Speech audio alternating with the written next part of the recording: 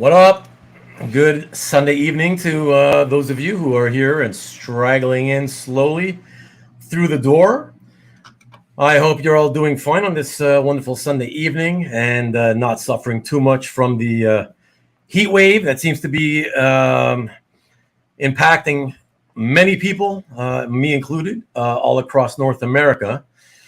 Just really quick, want to say a quick shout out to my newest subs, Steve Borak, my guest from last week, Farm Hill 10, and Brian LCS, who's a crossover subscriber from Karen at Karen's Pages channel. So thank you very much, sir. It's good to have you. And speaking of Karen, let me get that one off. Speaking of Karen, for those of you who refuse to subscribe to anybody's channel under any circumstances, I just want to let you know real quick on her behalf that she has dropped another video. Her most recent video, I believe, was it 2 days ago-ish, something like that. So for those of you who are not subscribing, here, let me do you the favor, not her, you, because it's awesome. Now, this is a 30-minute one, I think it was, about half an hour. Guys, you guys already know I mentioned she's smart and knows her shit, but I never expected she'd be bringing polynomials, mathematics of a sort, for those of you who don't know, into the equation while she's doing these videos. Graphs, the whole bit. Anyways, it's really awesome and funny and fun. So be sure to check it out. Like I said, for your own pleasure. You're missing out if you don't. So please do check that out. You'll enjoy it. I can guarantee it. What else do we have? So I just wanted to quickly mention, I don't have an update on Zyla Parsons. That is Dan Parsons, artist Dan Parsons' 18-year-old daughter, who is currently going through chemo treatments for her cancer. But I have received word through our mutual friend Jeff Wedding that her dad, Dan Parsons, is wanting to pass along the word that he's very, very thankful to all of you for keeping his daughter Zyla in your thoughts, for those of you who've been praying for her, and to those of you who have also contributed to the GoFundMe that they set up to help pay for the treatment, the chemotherapy treatments, which are unbelievably expensive. And for those of you who don't know anything about it, once again, I just popped in the GoFundMe link. And you can read all about Zyla's story there.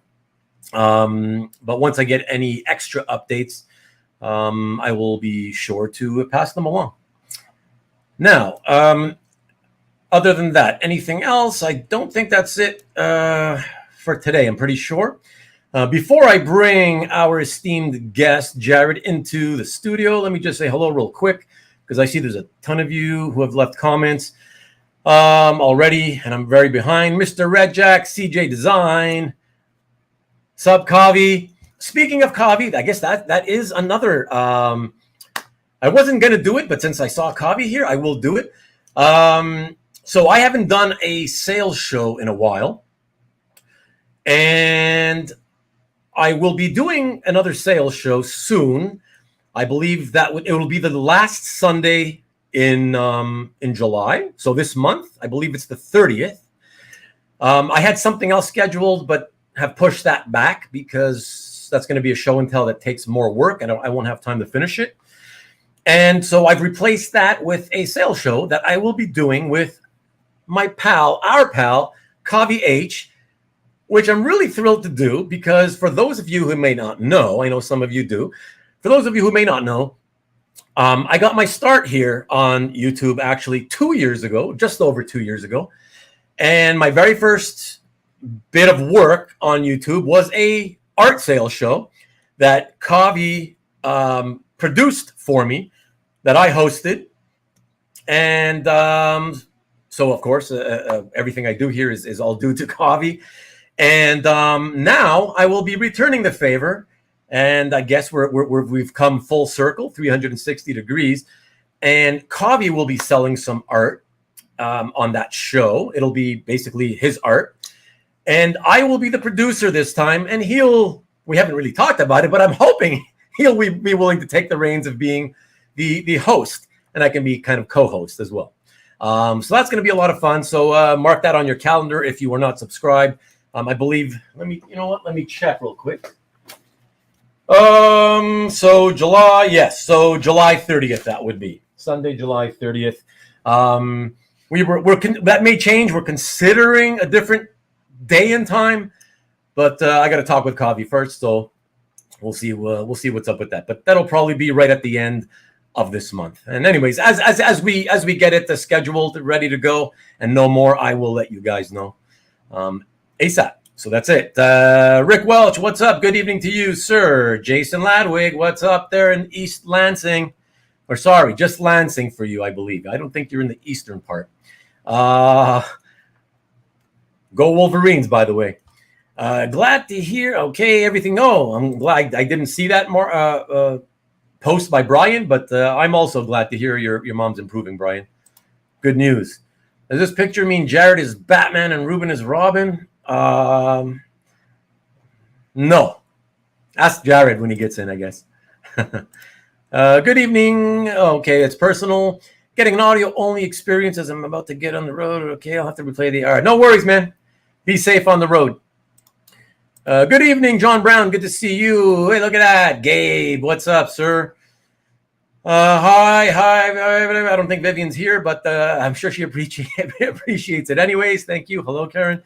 Oh, yeah, thanks, Kavi. Yes, please, if you can hit the thumbs up, everyone, would really appreciate it. Who else we got? Hey, all the way from Singapore. What's up, Mark? Good to see you, man. And Gabe says, no math tonight. Not from me. I'm not that intelligent. Like, I'm not bad, but I don't do polynomials, so forget it. You got to go back. Well, it's a good reason. All the more reason to go back to Karen's channel to catch that aspect of art and comics talk. What's up, Tariq? Good to see you, man. Thank you for coming by again. And of course, she can't make any promises. Hey, Mr. Easy Go Lucky. What's up, sir? Good to see you. As always, charts and grids to make even Dino envious. Yeah. She whipped Dino's ass on that, man. Oh, what's up, James? Good to see you, man. James will be my guest very soon, everybody. That'll be fun. We'll just have a chat. No art to be shown, or maybe barely any art to be shown, I think. We'll see, but that'll be fun. So happy to have a little sit down. And it'll be a quick one. Everybody, you guys should be happy. I believe he said, we'll talk again, but I believe he said maybe 90 minutes or something. So, yeah, that'll be fun. Quick and dirty. So thank you very much, Mr. Easy Go Lucky. I appreciate it. Yes, thumbs up always, please. I'd appreciate it. Aloha, what's up from Hawaii? Good to see you. Don't know how long you'll be at. The girlfriend, I know. We know. It's always the girlfriend these days. I rue the day your girlfriend came back. No, I'm just joking. Sales show, awesome. Yeah, I hope it'll be awesome. I hope there's some Daredevil stuff for you. I don't know. We'll see what Kavi brings. Karen's pages is trending like art pages. Nice. I like that one, Marcus. Ruben, the show switcher. That's a hard one to say. Say that 10 times fast. Porty time this week's grocery shopping. We'll circle back when I can.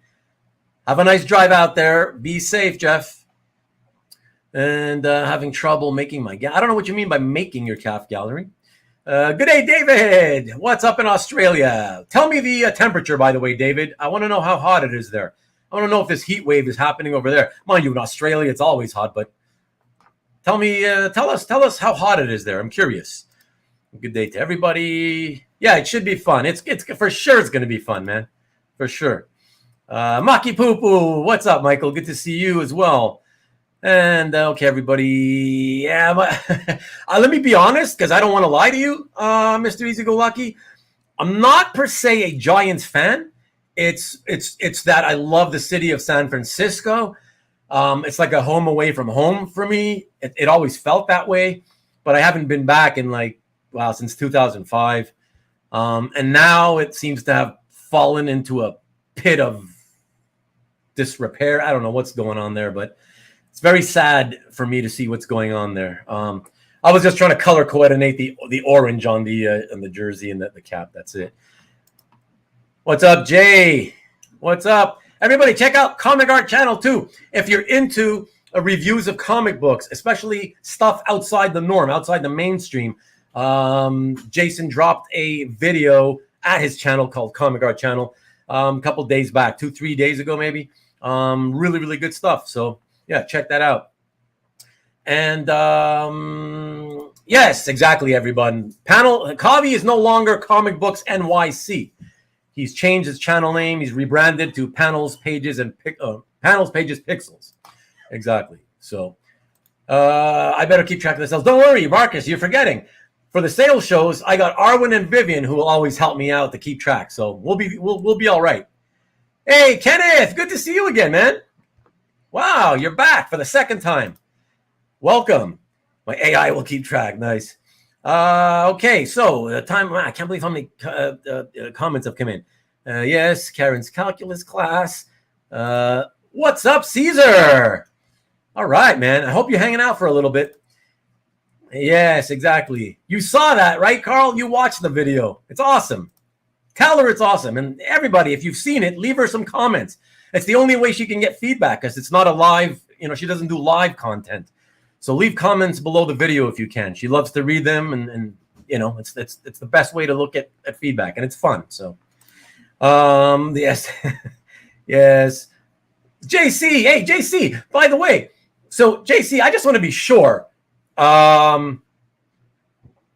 You are, I'm assuming. Tell me yes or no. You are assuming. I'm assuming JC is taken on Instagram, correct? Let me know. I'm like, is this the two guys? I don't think so. Let me know. Okay. Calculated comic curator. The names are getting wild. Murdoch, it's winter in Aussie Landia in it. Oh, I forgot about that, Murdoch. Good point.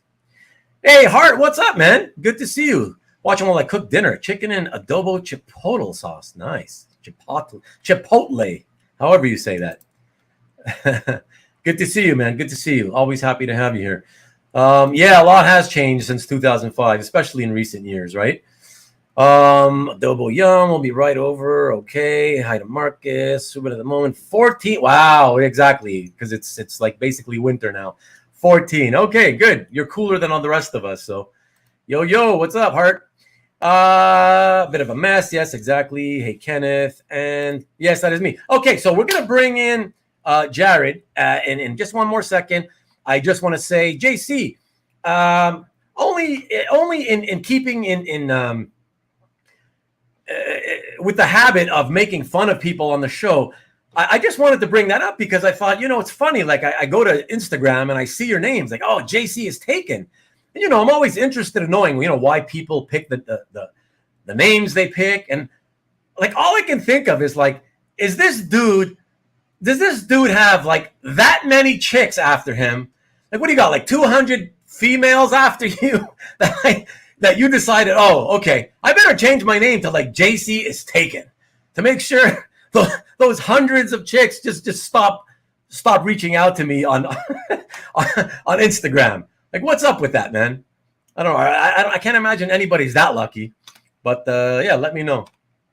And okay, so with that, coming in early. Wow, Nick Barucci coming in early. Wow, hit the thumbs up. Yes, please, everybody. Please do that. I will be doing your promo. I try to do your promo in the middle of the show. So that's when I'll be doing your promo a little bit later, Nick. So everybody, yes, without further ado, please let me bring in my pal. He's waited long enough. So sorry for the delay. My friend, Jared, our friend. What is up, sir? Good to see you, man. Nice to see you as well. Thanks for having me on again.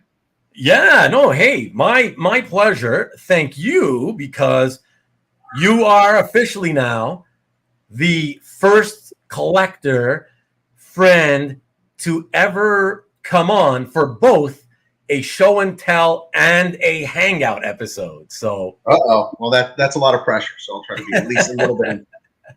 No, but you know what? It's really awesome. I'm glad.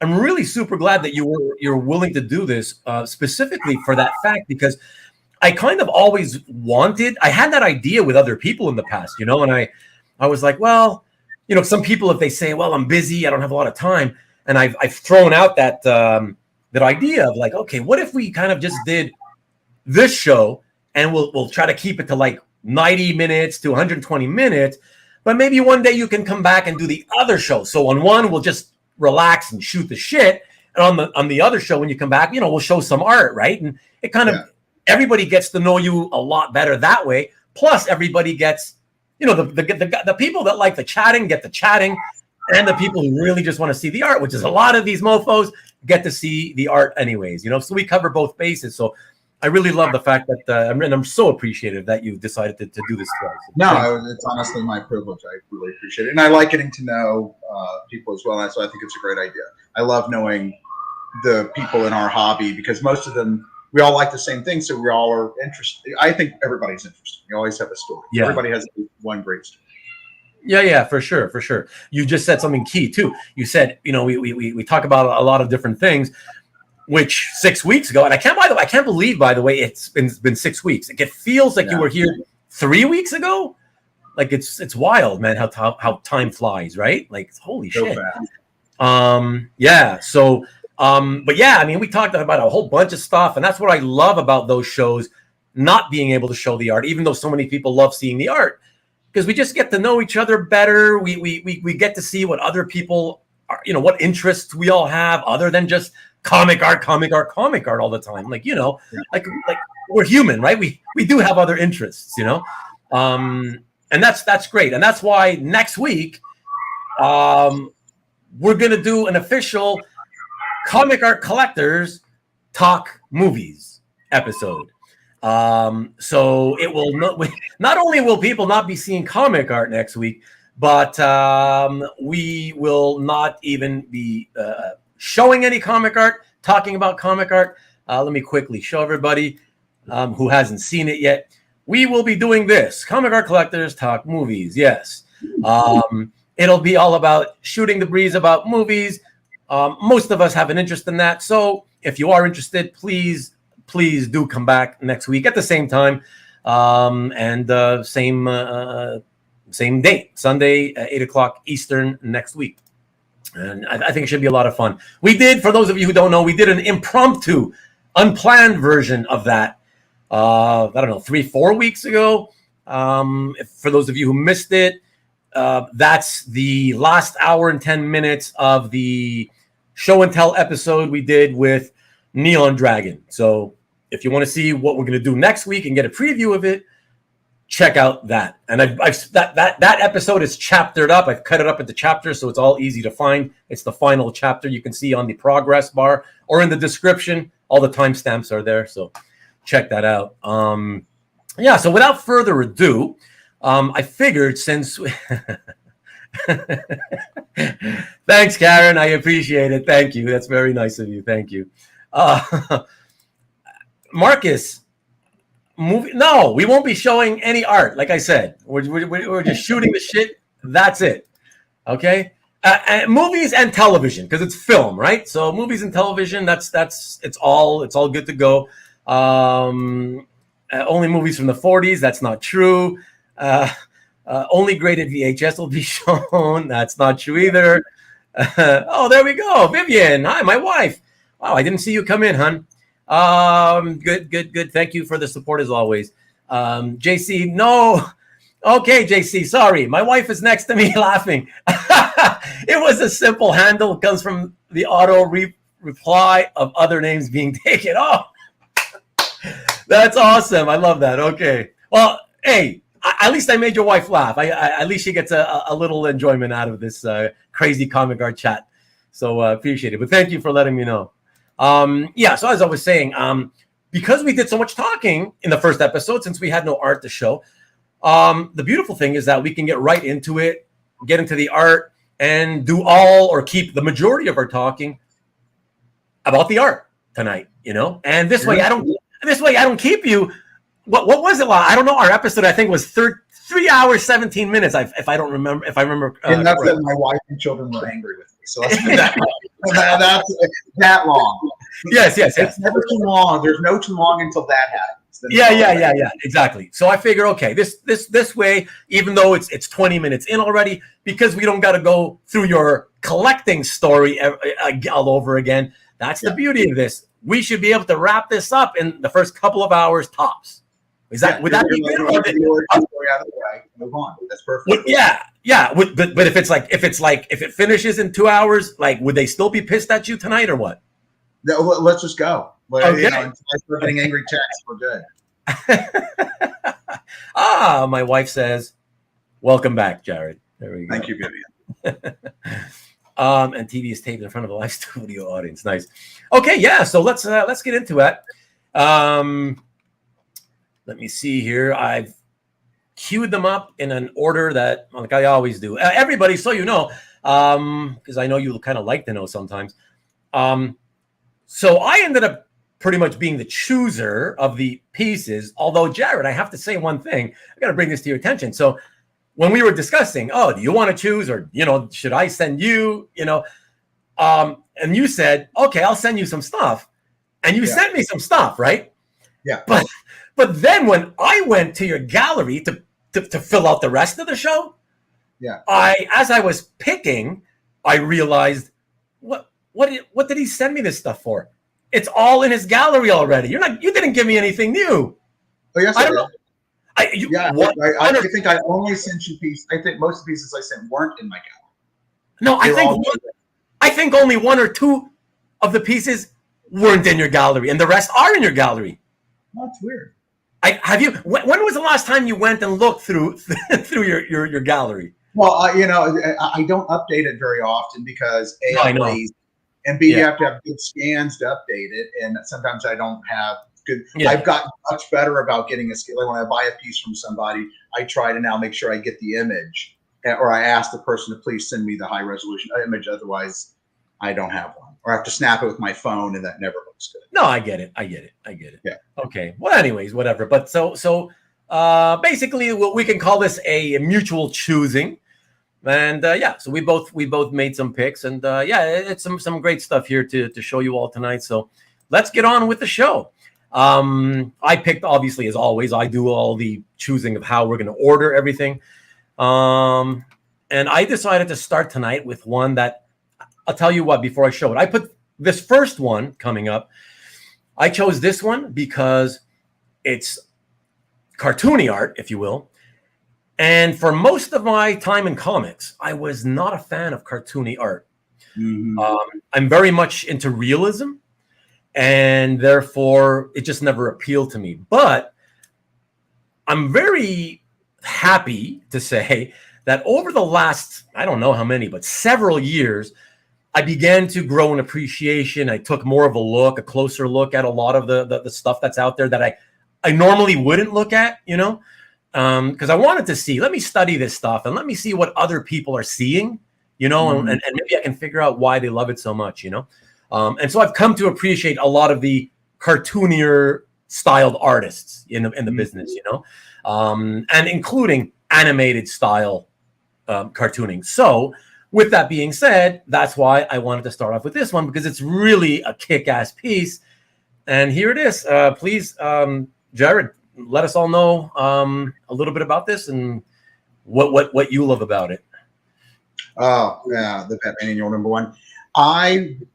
There were so many bad interpretations of Batman that had preceded the animated series. And when I was an adult when it came out, obviously, and it just really captured everything about Batman that I loved about the character. It wasn't just a cartoon for children. It was intelligently written.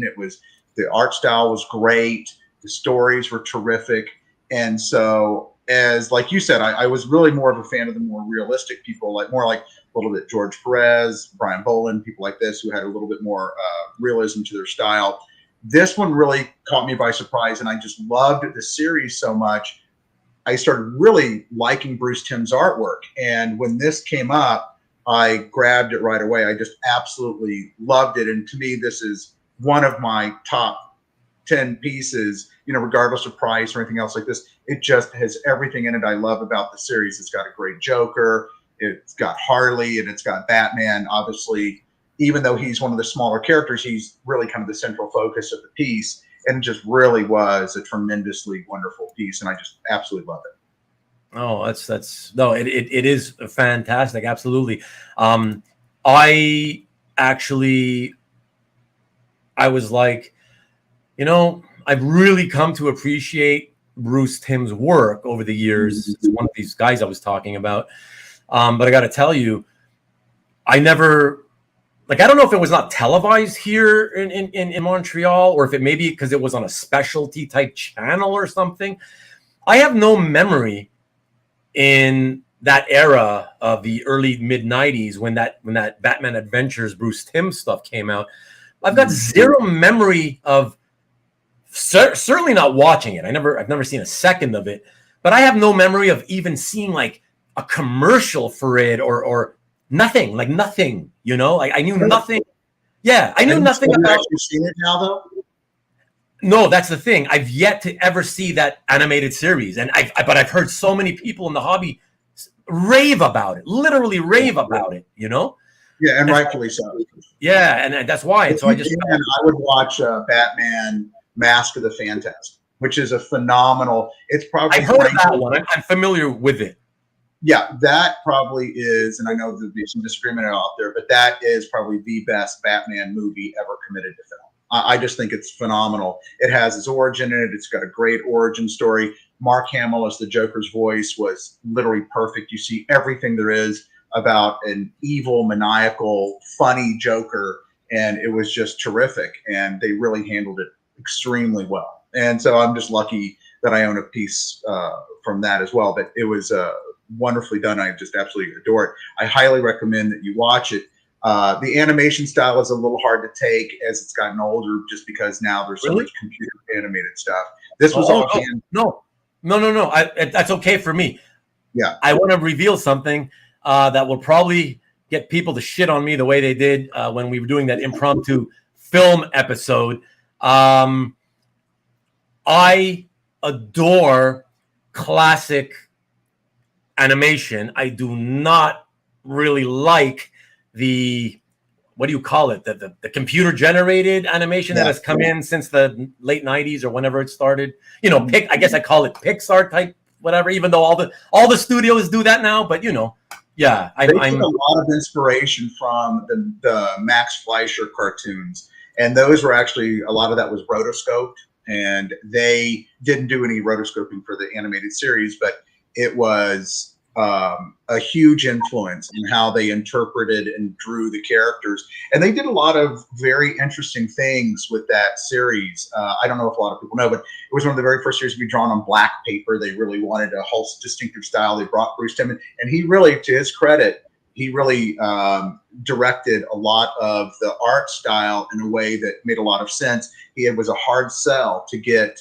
Warner Brothers to get behind it, because they wanted to, like, not just a cartoony Batman, but a silly, goofy kind of Batman that appealed to kids. They still didn't really get that Batman was this dark, brooding, vengeful, wrathful guy, and his story is pretty awful. And so they really kind of brought that to the series while still making it kid friendly. But, you know, and here's, you know, I would come home from, I was in law school at the time. I'd come home from law school, and I would have buddies of mine, and we started watching it in the place where all the law school students would hang out, and we started getting a gathering of a bunch of people. So it means a lot to me, because everybody started watching the series with us, and there was like 20 people there, and we'd all like, we can't wait for Batman the Animated Series. And they were all like, they were law schools. None of them had, some of them didn't really even know who Batman was, but the series was so good, it got people to like it. And we would just all sit there and goof off while we were watching this show. And just for everybody else's benefit, what is the age range typically when you guys are in law school at that point? You know, that's an interesting question. You know, I think you're talking right out of college up through, you know, some people are coming back from being in the workforce. So, Ruben, are you still there? Did you freeze? No, I'm here. Oh, okay, yeah, you froze for a second. So I think you're looking at anywhere from about 20 to about 30. I mean, that's probably the average range in there. So, yeah, that's pretty cool that people at that age range, not a single teenager or child, are getting all excited and wanting to gather to watch Batman Adventures. Well, the funny thing is, we talk about it. It started this whole big conversation about, and I won't get nerdy into the law, but it started about, can a vigilante like that go around, or what would be the ramifications? We're all stupid law school students. We're all figuring out, can he legally punch somebody, and what would be their, they're all started goofing around about it, and people start watching the show. It's fun. Exactly. CJ, I'm with you, man. Snow White's my favorite one, my personal favorite one. I just love the story, the whole witch, and that's beautiful. But yeah, I like all that stuff. Yeah. Well, that's why they're successful, because they have such a dark underlying current. Snow White's this beautiful, angelic creature of light, and the dwarves are fun and silly, and then you have this witch who's pretty freaking evil. I mean, she sends Snow White out to die, to be murdered, and she's going to poison her, and she looks horrible, and that's what gives the show its great carry on. And like I said, you couldn't have had two better voices than Kevin Conroy and Mark Hamill as the voices of the two, Joker and the Batman. So you really honestly should watch it. I think you'd really like it. Yeah, it's one of those things, like I said, because so many people over the years have told me, oh, God, how can you not have seen that? It's amazing. So many. In fact, I don't think I have a single a memory of a single person who would have said the opposite. So, so when I hear that, I know I'm probably much more likely to enjoy it as well. It's just a question of time, of course, like everything else in life, right? We have so many things we want to do. Just watch the one movie. You don't need to watch the series to know what's going on. And that was kind of the nice thing about the series. It was kind of one and done episodes. Okay. I'll start with that. And that way, if I like it, I know I'll tackle the series, Okay, excellent. Before we check the next piece, I just wanted to quickly answer Marcus. I did very much so. I like all the fans. I was a huge fan, but at a certain point after many years, it got tired for me, because it was the same old kind of Homer. He was my favorite from the start, by the way. I can't stand Bart, and I never could stand Bart ever. Homer, I always knew, was the real funny character from that show. And they finally started focusing on him after a few years. But then after many years of that, I felt it got tired. I felt it was, I don't know, always the same old kind of Homer is a dummy. We get it. And then I stopped. So I haven't watched for many years. But I still consider myself a big fan for sure. So there you go. And there was one other one really quick. I did not watch the Batman animated series because I was busy watching Degrassi, though I did watch Degrassi. Thank you very much. It's classic Canadian television. Thank you. And it has a cult following in the United States. Thank you very much. Yeah, I don't even know what that is. I don't know. You don't even know what that is? Okay. That's okay. You don't need to. There's plenty of stuff you can watch. Anything else quick I got to get to? Oh, look at that. Another Kavi says Snow White, Dumbo are my top two. I'll say so, but there's exactly so many good ones for sure. 33 watching, 25 likes. Come on, that means 8 of you haven't hit the like button. Please hit the like. It just takes one click. It ain't hard. Thanks, Nick. Appreciate it. I just introduced my wife to Batman animated series this year. She has no interest in comics, but digs the show. Now that's another, right, Jared? Like if there's not another sort of testimonial for me, right, to check it out. I mean, that's it right there, right? So yeah, that's good. And we slowly transition to talking movies and TV. Yeah. Okay, sorry. This tends to happen on our show always. You know that, Jared. You experienced it yourself. So, but yes, okay. Cartoon Network was awesome. All right, way too many. I can't do them all. Okay, I'm not alone. Okay, and have never seen it. Okay, maybe you got to check it out too, David. Loved Degrassi growing up. Says Comic Art Channel. Got that shit on DVD. Yeah, me too. And really like the Batman Beyond. Okay, that's a different one. Training as a young Batman. Okay, maybe I'll tackle that if ever I get around to the first one. All right, everybody, let us get to the next piece. And the next piece is by one of the sons of the immortal Joe Kubert, one of my favorites of all time. No offense to Adam, but I'm referring to Joe, one of my favorites of all time. But the sons are amazing. So let's check this out. And it's Wolverine number 10 cover from just a couple of years ago. Mm-hmm. Yeah, what do you like about this other than you're a big Wolverine fan? Yeah, it's so funny that you said that, because one of the things that draws me to pieces always the littlest tiny things that just I love the little explosions around his feet. And I just think that they're so well done, and then he plays into the rest of it. Say it again.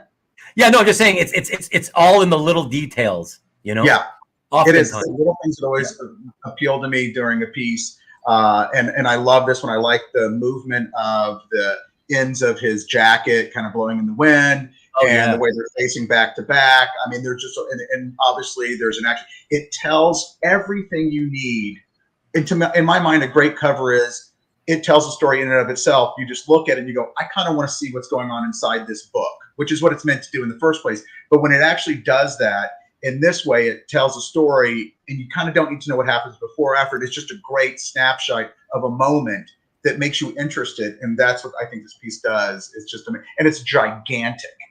Oh, is it? Okay. Because Wolvie fan here, Rob, welcome, by the way, Wolvie fan. Thank you so much for checking us out. Oversized 20 by 30. Wow. Yeah. That's just humongous for comic art, right? Oh, a normal is 11 by 17. So it's almost twice the size of a normal cover. Yeah. I'm gonna have to go grab it, but I won't. But it's very, very poster sized. Yeah. That makes it more impressive. Yeah, I mean, it's impressive in person. I mean, you look at it here, but when you see it in person, it actually lends a lot to the piece to have it that big, because the characters are so large that you can really see how much detail he puts in and the time he took to ink it, and even the sky.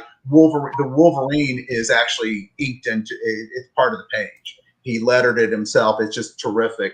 And I really like it. Sadly, I had to tell. I first thought that was Cable behind him, because the image I saw is about as big as it is on my computer right now, and it wasn't. I had to ask the guy I bought it from, who was very kind. He's a friend of mine too. He says, "No, I think the guy's Maverick." So now I need to find out more about this Maverick character. But yeah, I just love that cover, and I like Adam's style a lot. I think it's great. The only thing that bothers me about that cover, funny enough, is that I've never understood why Wolverine has a patch. He can regenerate, so why would he possibly be wearing a patch unless he's just trying to look like a pirate? I'm trying to be cool. Yeah. I think it's just artistic license, Yeah, that's fine with me. I think it looks badass, so I'm okay with it. he can regrow his eyes, so I kind of didn't think it made a lot of sense, but okay, it's fine with me. Yeah, I guess though it's also there's a good chance that artistically they think, well, since the eye I'm assuming, I'm not that much of a geek that I would know the details to this, but I assume that Wolverine's healing factor isn't so fast that it regenerates like in 2 seconds. So I would think it kind of takes a few days or something at least. And so rather than having to do issues where they got to keep drawing, all that squiggly lines to make it look like there's like all this darkness in the eye socket, maybe it's easier to do a patch, I think it's like Superman's strength. His healing factor is sped up and slows down as appropriate to the story. Superman sometimes can move a planet, and sometimes he struggles to lift a bus. It just is. And Wolverine will take a couple days to heal an eye, and if they need it, the next day he'll be healed in the next panel. You just is what it is. Yeah. It goes. Yeah, like I said, artistic license, right? Whoever the creator is doing, they do whatever they feel like it, and as long as the editor allows them, they'll do whatever they want to do, right? So that's what goes on there. So. Yeah, that's a good point. But the patch is his disguise, says Mike. Good disguise. Well, why not? Clark puts on the glasses and nobody knows he's Superman, right? So, hey, Derek, what's up, man? He is Patch, a secret ID from back in the. Well, yeah, I remember. I'm sure even Jared remembers Patch from that solo series. Yeah. Right, but it's like that's the thing I don't understand about Wolverine. I remember Patch from that solo series, right? Not a fan, honestly. I did not enjoy that stuff. I wanted Wolverine. I didn't want this pseudo patch guy, whatever. But I don't get it. Why over the years, I when I look at artwork, I'm like, oh, here he is wearing that patch. He looks like he's trying to act like that patch character again. And it's like, I don't get it. Like, do people really believe he's not Wolverine when they see him dressed in a suit and the patch? Like, it's weird. His hair and claws. Yeah, I mean, it'd be like me putting on something. I mean, come on. Yeah. The beard, the hair, it all gets weird. Yeah, exactly. Patches this. That's what everybody's saying. It's a disguise. Okay, but it's not a disguise that works really well. I mean, Superman's been around since 1938, so we accept it, right? But like, really, these days, Wolverine, he thinks he's hiding. Okay, whatever. But no, that's funny. But killer piece, dude. Really, really love that one. And you had a lot of comments on that. Wow. Okay, let us go to the next piece, everyone. With that, we stick with another Marvel piece and go to one of my favorite contemporary artists of all time. Well, of the contemporary times, I should say. Thor #4 by Lee Bermejo from 2007, man. Wicked. Yeah. Everybody loves the way that Lee draws clothes, and that includes me too. Talk about realistic interpretations. The time it must take him to do all those little folds and creases and bends in clothing is just crazy. And that's probably why he's almost exclusively digital now. And a lot of the artists are moving towards that. We talked about that last time, but I loved this piece. I love the power of it. I love everything about it. I'm a big Thor fan, and so I thought the head of the hammer is maybe a little too big, but I thought that it's such a powerful piece. Thor with lightning, is so incredibly wonderful. It's just hard to pass that up. So I just had to get this one. I appreciate that you have the eye for that, Jared, because the hammer length is too big, slightly. But the reason I really, really appreciate you bringing that up is because on a previous show and tell that I did with someone, I made a comment about Thor's hammer being, I believe it was too small. I think the problem, it was too small. Yeah. And I made a comment about it, and everybody started shitting on me like they always like to do. And it's like, come on, man, how do you not notice it? So I'm glad that you, as the art owner, do notice that it's a little off. But like you say, it's such a small sort of little detail, nothing that you would, complain about, let alone make, break your decision to get the piece, right? Well, I tell you, I loved when I was a kid, I read all the Norse myths. There was a book called Dolores, and I'm murdering the name, Dolores Norse Myths, and it just immediately captured my love of this stuff. It was illustrated by a husband and wife, and they just did a phenomenal job and told the whole story of Odin and Thor and stuff like this. And at first I did not like Thor after I read it, because in the real mythology, he's got red hair and a red beard. And that's a big part of who he is, this bristly, red-haired, fiery-tempered guy. And it took me a while to say, no, I can have a comic Thor, and I can have the other Thor, and I'm okay with it. But he's terrific. Yeah, fantastic. I love him. I love Lee's work so much that I have a lot of it. Yeah.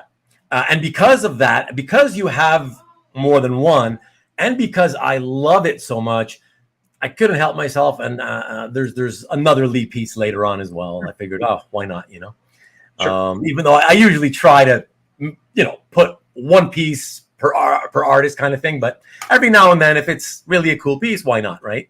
No. Yeah. So there you go. All right, everyone. Let us move to the next piece and see what we got here.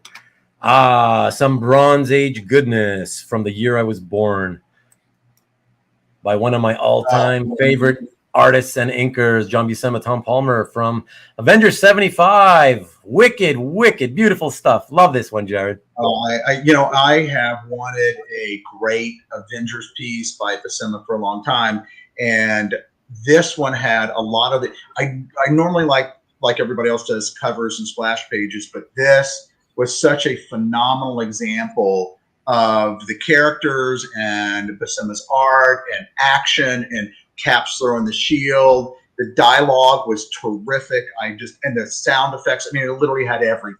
It had Quicksilver's arrogance. It had the Vision being the Vision. And I love the way it ends, that it's saying, I know obviously know more about your powers than you know of the Vision, which is such a great way to say it. And him using his speed to deflect Cap's shield. This was a total, a beautiful, phenomenal piece for me. I just absolutely loved it. Oh, it's fantastic. Do you remember? I believe, was this one of the ones that you bought a long time ago? No, I got that one last year. Okay, just this is one of the recent ones. Okay. Yeah, it's fairly recent, and I'm so thrilled to have gotten it. I was really, really happy. That's probably one of my favorite purchases of the last couple of years, to be honest with you. Oh, well, no, yeah, that doesn't surprise me at all. Karen, I think Tom Palmer, whose inks are, okay, I don't know him that well. I think he did a great job on inking Buscema here. I normally am kind of critical. I've gotten a lot more into the inkers lately because I see a lot more of what they do now. But he really did a great job keeping a lot of Buscema's style, face, everything. He really did a great job of enhancing it versus taking away from it here. Yeah, absolutely. Karen's mentioning that first panel. If you're a Cab fan, especially, but even if you're not, how do you not love that that figure work? Regardless of who's throwing that shield, I love that too. That's that stood out to me right away, of course. But all of it. I just love the action. I love that it's like 6 identically kind of shaped panels. So the symmetry is nice about it. Really, really cool. As Rick says, an ideal Avengers page. Yeah, I'm a huge Vision fan, and this just kind of encapsulates, funny enough, in just really one great panel. The dialogue just encapsulates the Vision so well. I just really liked everything about it. Yeah, I love it. I love that. That's what I think about when I think of the Vision. I always picture him standing there like regally with his arms crossed, like he's doing in that 4th panel. That's him right there. The other one I'd love to have an image. I always loved it for some weird reason when the Vision would put his hand through somebody and then starting to harden it up. Oh yeah, intensity. God, that would just in my kid's mind's eye, that was like the ultimate torture. Exactly. I used to think the same thing. I'd be like, I would literally sit around. And in fact, not only when I was a kid, over the years, and not that long ago, actually, the last time I thought about that was not that long ago. I'm not going to say when. I still often think about the idea of, wow, if you could do that to your molecules so that you put the hand into any solid substance, whether it's a person or whatever, because just the simple fact that 2 cannot occupy the same space at the same time, right? Yeah. So you really think like, well, what would happen? Like, I don't know what would happen really, but you would think if you did it to a human, they would probably die. At least if you did it. Well, but so. I'll tell you something. I will tell a horrible story that I probably shouldn't tell. I'll be very brief. Years and years and years ago, I had a kidney stone. And I've only had one in my entire life, and I hope I never have another one. I often tell personal stories, so don't be shy. The crowd is used to it. Well, it was a 10. And so I tell all my friends, I go, my pain scale, I thought I knew what a 10 was on a scale of 10. Oh, yeah, that gave me a brand new idea for what a 10 is. And so they give you a little screener, and you got to pee, and you eventually pass it. It was the size of the head of a pen. Right. And it felt like, I'm not joking. I can't even imagine. I can't even describe the pain because it was so severe. And if that's what it's like to have the Vision put his hand in you, it is horrible. I cannot even describe it. I mean, I'm laughing now, but I was on the ground and I could not make a sound because it was so painful. Nothing you're saying is surprising me at all. I've heard, I've known people who have had it. I've had it described like actually, because a lot of people don't know, but because it happens to men very often, but it can happen to women too. And I have heard a woman who had it describe it as, who is a woman who is a mother, describe it like, if you know what giving birth is like, and you multiplied it by giving birth like every day, 100 days in a row, that's what it felt like to me to pass a kidney stone. Yeah. I wanted to pass out just thinking about that pain, You know, I explained it to a buddy of mine. I said, it's like an NFL place kicker kicking you in the crotch as hard as he can with a steel toe boot on. If you can possibly contemplate how much that would hurt, that's about where it was. I can't imagine it being where it was so bad. That's wild. Rich says, who just came into the chat, he used to own that page a few years ago. Well, thank you, Rich, for selling it because I love it. And TJ, it wasn't this morning, but it wasn't that long ago. Let's just say that. That's like holding. Yeah, it's like an inside joke. Okay, it's like holding a number 2 for a whole convention. I don't know about that. Like I said, I never felt it, Marcus. So apparently, it's totally different from that. Let us move on from there. Just like Judge Death, stick his hand in your chest and squeeze. Yeah. Is that what Judge Death does? Mm-hmm. Ooh, that's because he's a cool looking character, but I've never read any of his stuff. Yeah, birth pains. How do you know it sucks, birth pains, Derek? How the hell would you know what birth feels like? What's up? What's up with that? Oh, God. Okay. Or I'm not going to do the toilet humor. This isn't movie night, is it? Hoarder's Hide. What's up? No, that's next week. So make sure you don't show up next week. You got a Sunday off next week. All right, my friend? All right.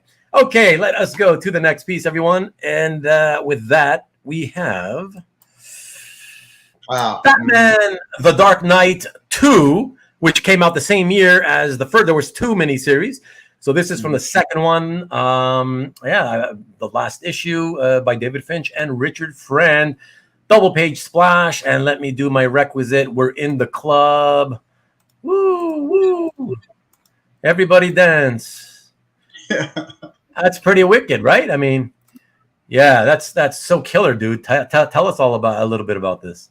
That it's so funny. I was just the person I bought it from, and I don't want to tell you who it was. I was literally just texting.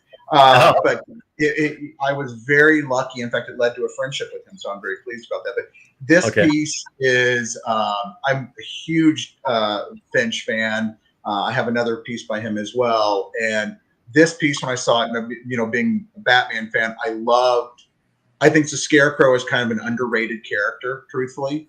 And this shows you not only him, but it shows you the awfulness almost of being Batman. It's kind of a really nice. He's constantly worried about losing his parents. He's got on the far lower right hand corner has Catwoman and Robin and Alfred and Nightwing dead essentially, and then he's got the balls. Unfortunately, they don't carry through in the picture as well, but the little circles are his mother's pearls. You can see that more in the thing. But the thing that sold me on this piece and made me absolutely adore it, even in spite of the line work, is the way his cape is dissolving essentially into bats. And you can't see it as well in the colored page. So when you go back to black and white, you can really see how it's dissolving into these bats. And I just absolutely loved it. I thought that was... Oh, yeah, that's awesome. I've seen other people do it, but I just absolutely love it. And so I thought it was just a really, really great... And, the posing, the positioning... People don't, it's not just the lettering and not just the inking and the penciling. It's comprising the way the piece is laid out, and with the city in the background, the perspective, getting the Joker card in there, and the way he divides up this double page spread like that is phenomenal. I mean, it's a work of art from start to finish. Not just including the content, but the way it's laid out. Yeah, it's beautiful. The perspective is phenomenal. I love it. Love it. So cool. And like you said, a lot of people that are in the chat are also agreeing that the Scarecrow is a great and underutilized and underrated villain. I agree. I'm glad that I don't know who was responsible for it, but I'm glad that they decided to sort of get rid of the, I don't know what you call it, the old hat he used to wear. With the big brim and the top pointy, whatever, the tall thing in the middle there. Yeah, exactly. I'm glad they got rid of that, because now to me, what makes him look so much scarier now is that I don't think of him as a supervillain. To me, he looks like some lunatic wearing this crazy leather mask from an escape from an insane asylum. Well, it's like Leatherface from Chainsaw Massacre. I mean, he really is he's a frightening character. And if you could, I mean, if you think about it, it's kind of like the Joker. People think he's a clown and he's just funny and stuff like this. When you realize this is a guy who thinks it's really funny to torture you, I always tell people the way I encapsulate the Joker is this girl was scared of the dark, so he cut her eyelids off because he never wanted her to be in the dark ever again. That's kind of the Joker's sick humor, and it's so incredibly disgusting and awful that you think this guy isn't just a clown, he's awful. And the Scarecrow's like that. He gets off watching you afraid, and the most afraid you could possibly be, bringing everything that is horrifying to you and bringing it to the surface. That's a horrible person. I mean, that's a very, very scary thing. So it's interesting to see the psychology, and that's why Batman's villains are always the best. They tap into this primal, really horrible thing, and as they've gotten older and appealed to a more sophisticated audience, the psychology behind these really screwed up people is really scary. I agree. A lot of it is the psychological fear rather than the sort of physical in your face visual aspect of it, you know? Yeah. That's why I thought that's another reason why I really like that piece is behind, in the front, really kind of more to the left hand is what's happening, and what's going on behind Batman is what Batman's imagining. You can kind of see him reliving all this stuff. So that's again why I love that page. It just really is a phenomenal piece for me. Yeah, great piece for sure. All right, everybody. Let me go on to the next piece. I always miss a few late comments. Finch has such a great depth to his anatomy. Yes. Good evening, Mikhail. Good to see you. The screwed up person is the one who sold it. Too awesome. You can look at it that way. Well, certainly Jared looks at it that way.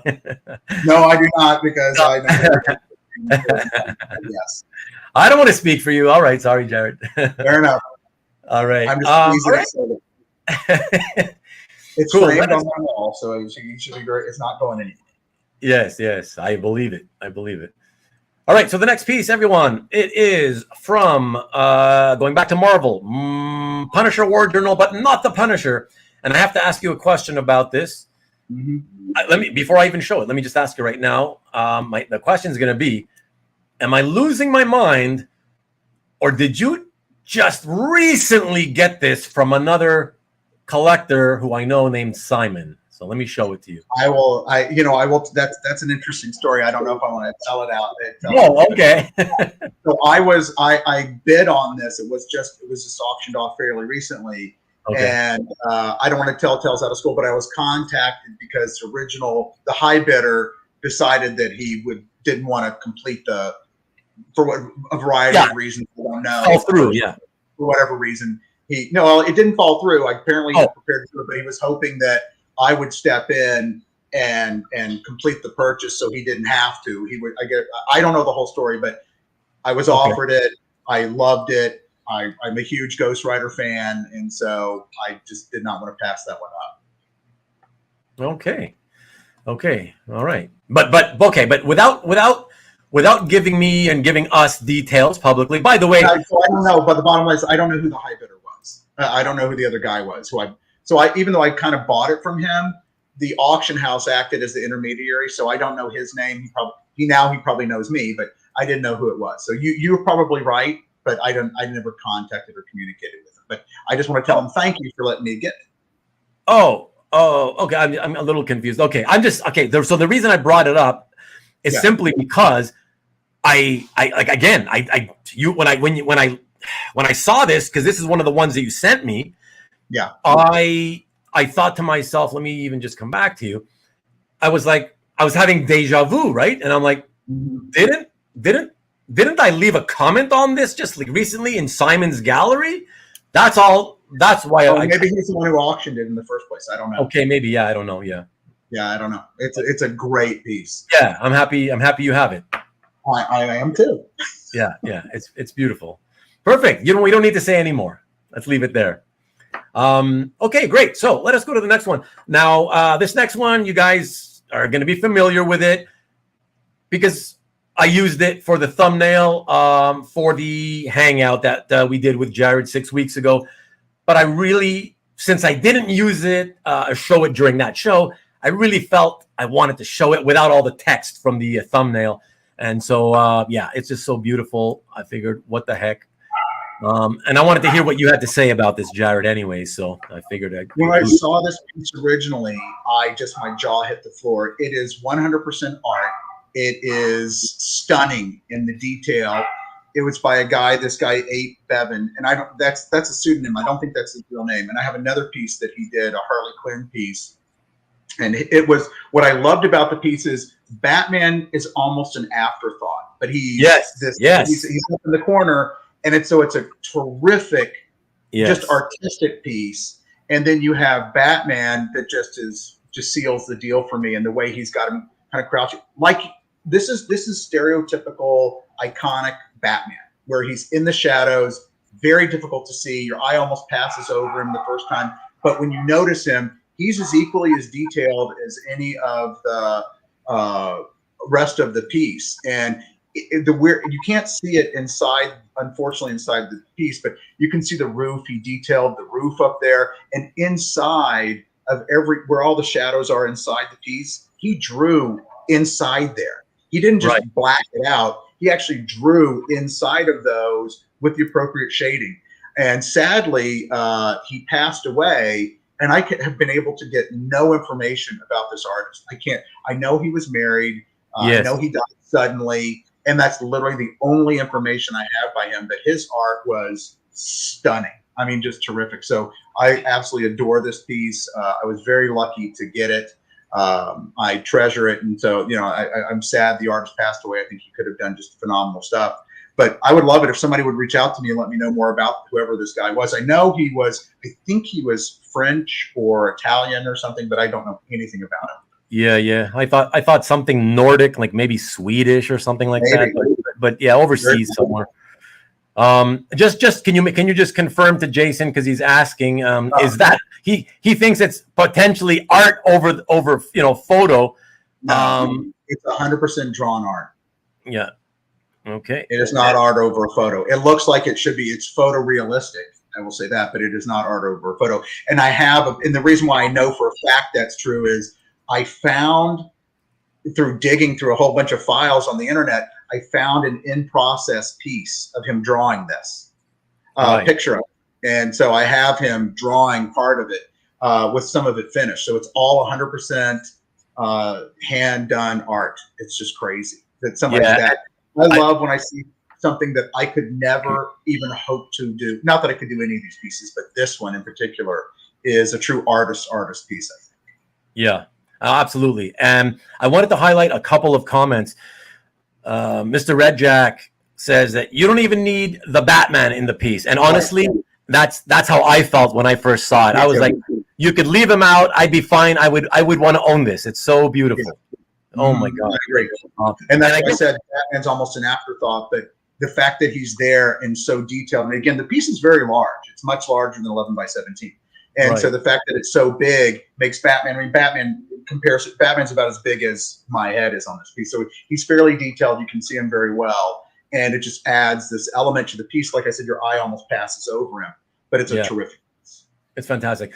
Before we go to the next one, just quickly, Carl, I'm sure you thought I skipped over you. I did not. I saved it because I thought it was important. So Carl says, Jared, love how you share the story with your artwork. The passion for the hobby shows. Awesome. Oh, that's very kind. Thank you so much. I appreciate it. Yeah, and I agree with that. That's why I saved that comment. So I wanted to make sure you heard that from at least two of us. Today, and I think like most of the collectors, the reason why we actually are collectors is because we like this stuff. Some of my pieces, people would look at them and go, I would never buy that in a million years. That's fine. That's their taste. And I was just having a conversation today with a friend of mine, and we were talking about Dungeons and Dragons art, how we can't imagine that some of it sells so inexpensively, because to us, it's such a nostalgic part of our childhood and so incredibly beautifully done. We would expect it to be worth much more than it is. Just doesn't have that market. And that's what I love about this hobby and the hangouts that you do, is each one of us has our own things that make the art important to us and why we bought it and acquired it in the first place. And some of the pieces I have, I don't like as much as I like the pieces that you've shown. And some of the other pieces that aren't not nearly as valuable, I like a lot more. That Batman Timm piece is a great example. Not my most expensive piece, and I just love it. Or that Aype Beven piece, I just love it. I'll never let it go. Right. No, absolutely. Well said. I have to put this because Rick, the Rickster, wants to drop some knowledge on us, and since I speak French, I might as well go ahead with this and say trompe l'œil, French for deceive the eye. In painting, the representation of an object with such verisimilitude as to deceive the viewer concerning the material reality of the object. Thank you, Rick. Don't know why. I just want to give you gigantic props for using verisimilitude, and you for not stumbling over the words, saying it just eloquently, wonderfully done. Perfect. I am not as dumb as I look, so even though the people in the chat may have you think differently, so I will say that. But thank you, Jared. I appreciate that. Your IQ goes up by 5 or 6 points just with the glasses on, so you're good. That's funny. All right. Oh, okay. So before we get to the next piece, real quick, Back in Black, awesome heart. Good to see you again. He was from France. Okay, so he was from France. Interesting. Okay. There you go. Still look at a lot of my pieces and say to myself, what the fuck was I thinking?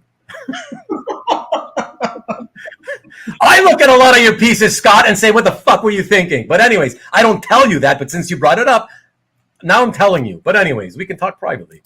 Carl says, thanks, Ruben and Jared, for posting your thing. Nah, of course, you're welcome. You're a part of the whole. You're as important as anybody else here. So very welcome, Carl. In other words, looks real.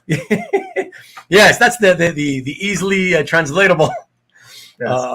Yes, a version. It always seems to come up very well with thinking, and I mean that literally. He just really does a great job every time. Perfect.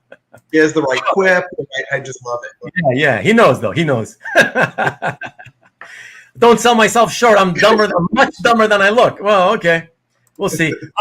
Have you ever done an IQ test, by the way, Scott? Because I have. We can compare scores if you want. I don't have the proof of it anymore, but I remember what my score was. I'm not a genius, but let's just say I scored above average. All right. I will tell you my famous story about IQ tests, which is that I will never take one because I'll either realize that I'm way smarter than I thought I was and disappoint myself, or I'm way dumber than I actually think I am. So I will never win. And so I just have decided, no, I don't want to know. Not knowing is more important. Well, I just got to say, I just like to challenge myself in all sorts of ways. So that's why I did it. But I got to tell you, it was like, I don't know, like a quarter of a century ago. But I remember it being, God, it had to have been at least 3 or 4 hours long. I never felt my head working so hard. Like it was going to explode when I finished. It was that, like, it really makes your head work, you know? I never felt anything like it. It's a crazy experience. I would never do it again. Let's just put it that way. So, fair enough. Anybody wants to do it? Pain. Thank God. Okay, so, some more 50 cent break. Okay. Gonna make more fun of me, probably. I don't know, whipping them out. Really bad at movie trivia, though. Well, I don't have that kind of mind like yours. It doesn't work the same as you, Marcus. But okay, let us check out the next piece, everyone. And so with that, oh, yes. So for those of you who really love that piece and the artist, I wanted to do a double whammy tonight. So let's take a look at another one. And it's also related because it's related to Batman. Yeah, so you know what I'm doing here, Jared. And I know that I think Karen will love this because I think, she loves Harley Quinn as well. But yeah, this honestly blew my mind. So there's so many things I can say about this, but we would be here until tomorrow, and we don't have time for that. But out of all the things I can say, I mean, there's so many details I want to talk about. But I guess let me just quickly say that the first one that caught my eye, and I'll just talk about that one, is not only because art is not just about making it look three-dimensional, like you could reach out and touch it, right? On creating something on a two-dimensional surface and making it look three-dimensional. But when you start getting to the detail to where you have the skill to create the texture, where you feel that if you were to touch that, it would feel exactly like what you see it looking like. That to me boggles the mind. And to see all the creases in her costume like that, right? And I can feel the texture of her outfit. It's mind. I love it, love it, love it. And I just have one quick question for you before you begin telling us a little bit about it. Sure. Are the security camera timestamp, is that part of the art or is that digitally put on? Everything is part of the art. He did wow. everything. Wow. All the lettering. If you can't see it because the picture's too small, but in Yeah. real life, when you hold that piece in your hand, some of the lettering, like a lot of people do gibberish lettering, some of the lettering is actually words. I mean, Wow. he's so detailed. If you look in the very back over the gun, you'll see a little there's a picture of the Joker back there over one of the things. He has it like sticking in the thing of the stuffed animals, but every stuffed animal is drawn, every tile, the dirt on the tile. And here's what's crazy, and I've done this on my computer because I have a very high resolution scan of that piece. If you blow it up, he did not only the iris of her eye, he did her eyelashes, he did stitching on her cowl. Oh, I love the cowl, yeah.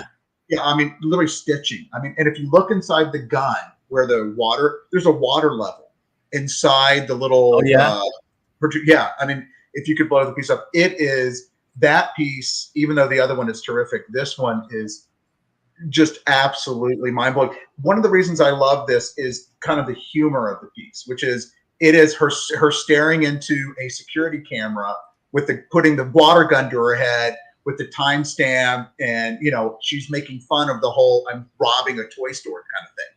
And I just loved it. I just loved it. This was Harley Quinn to a T. This was the character. Her personality comes through, but the art is, I mean, it is jaw-dropping. I wish you could do this much, much larger because, like I said, if you blow it up, you can see the texture of the cotton balls. He has little bits coming off. Just the shit. Everything about this piece is phenomenal.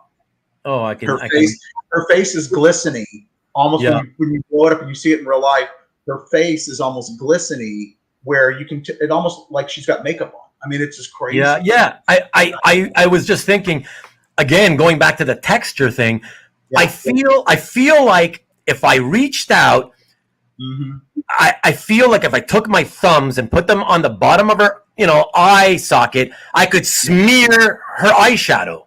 Exactly.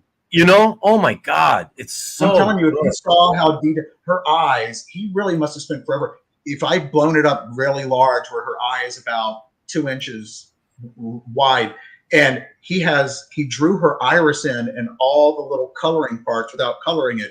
He drew in all the little bits and pieces that you would see in an iris of an eye, the little folds and stuff like that. It's completely insane. The guy had, I mean, I don't know how he did it. It's crazy. Fantastic. But wow. Okay. Yeah. It dawns on me that I want to keep it to 2 hours, and I'm sorry. Yeah. Not for you. I'm going to try to not talk about the people and let you do the talking so that we can get through it quicker. That's it. Like it's hard for me though because I love it, so I want to tell you what I love about it. That's why I appreciate it. Yeah, man. That's why those are pieces that I own and I love. So I like and I get to share them. I mean, that's what art's supposed to be. It's supposed to be shared and appreciated. So it's fun. For sure. Okay. Thank you, everybody, for the great comments too.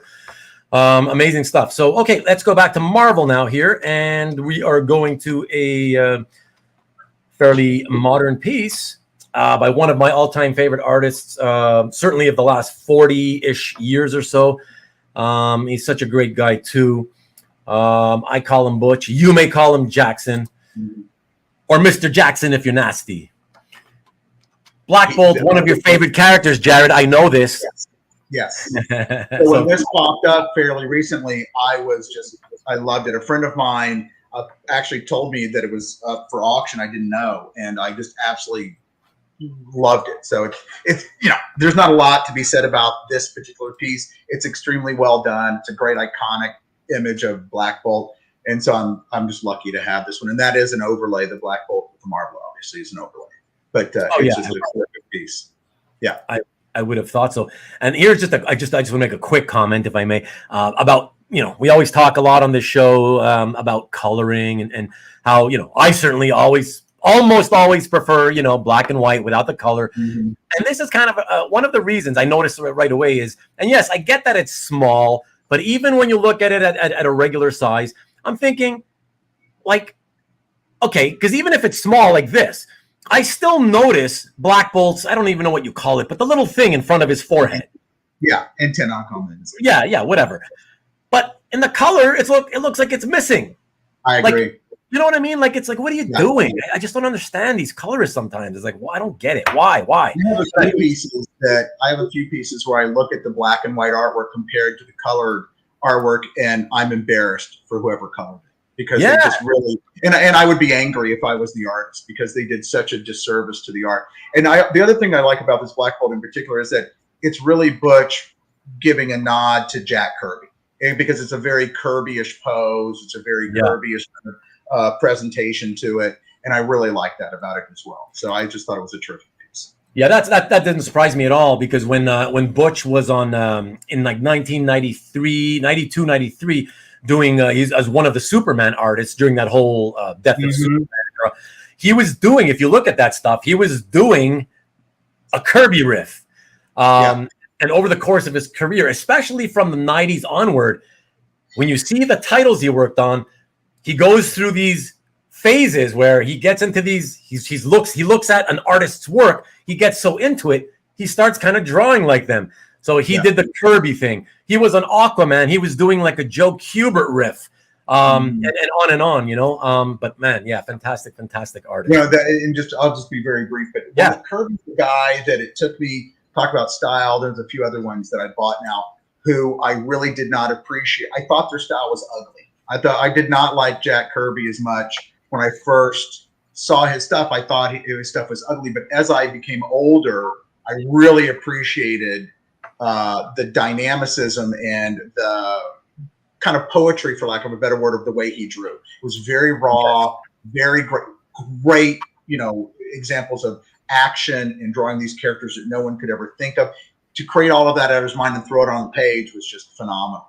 Yeah. So I've really become a much bigger Kirby fan over the years. Good.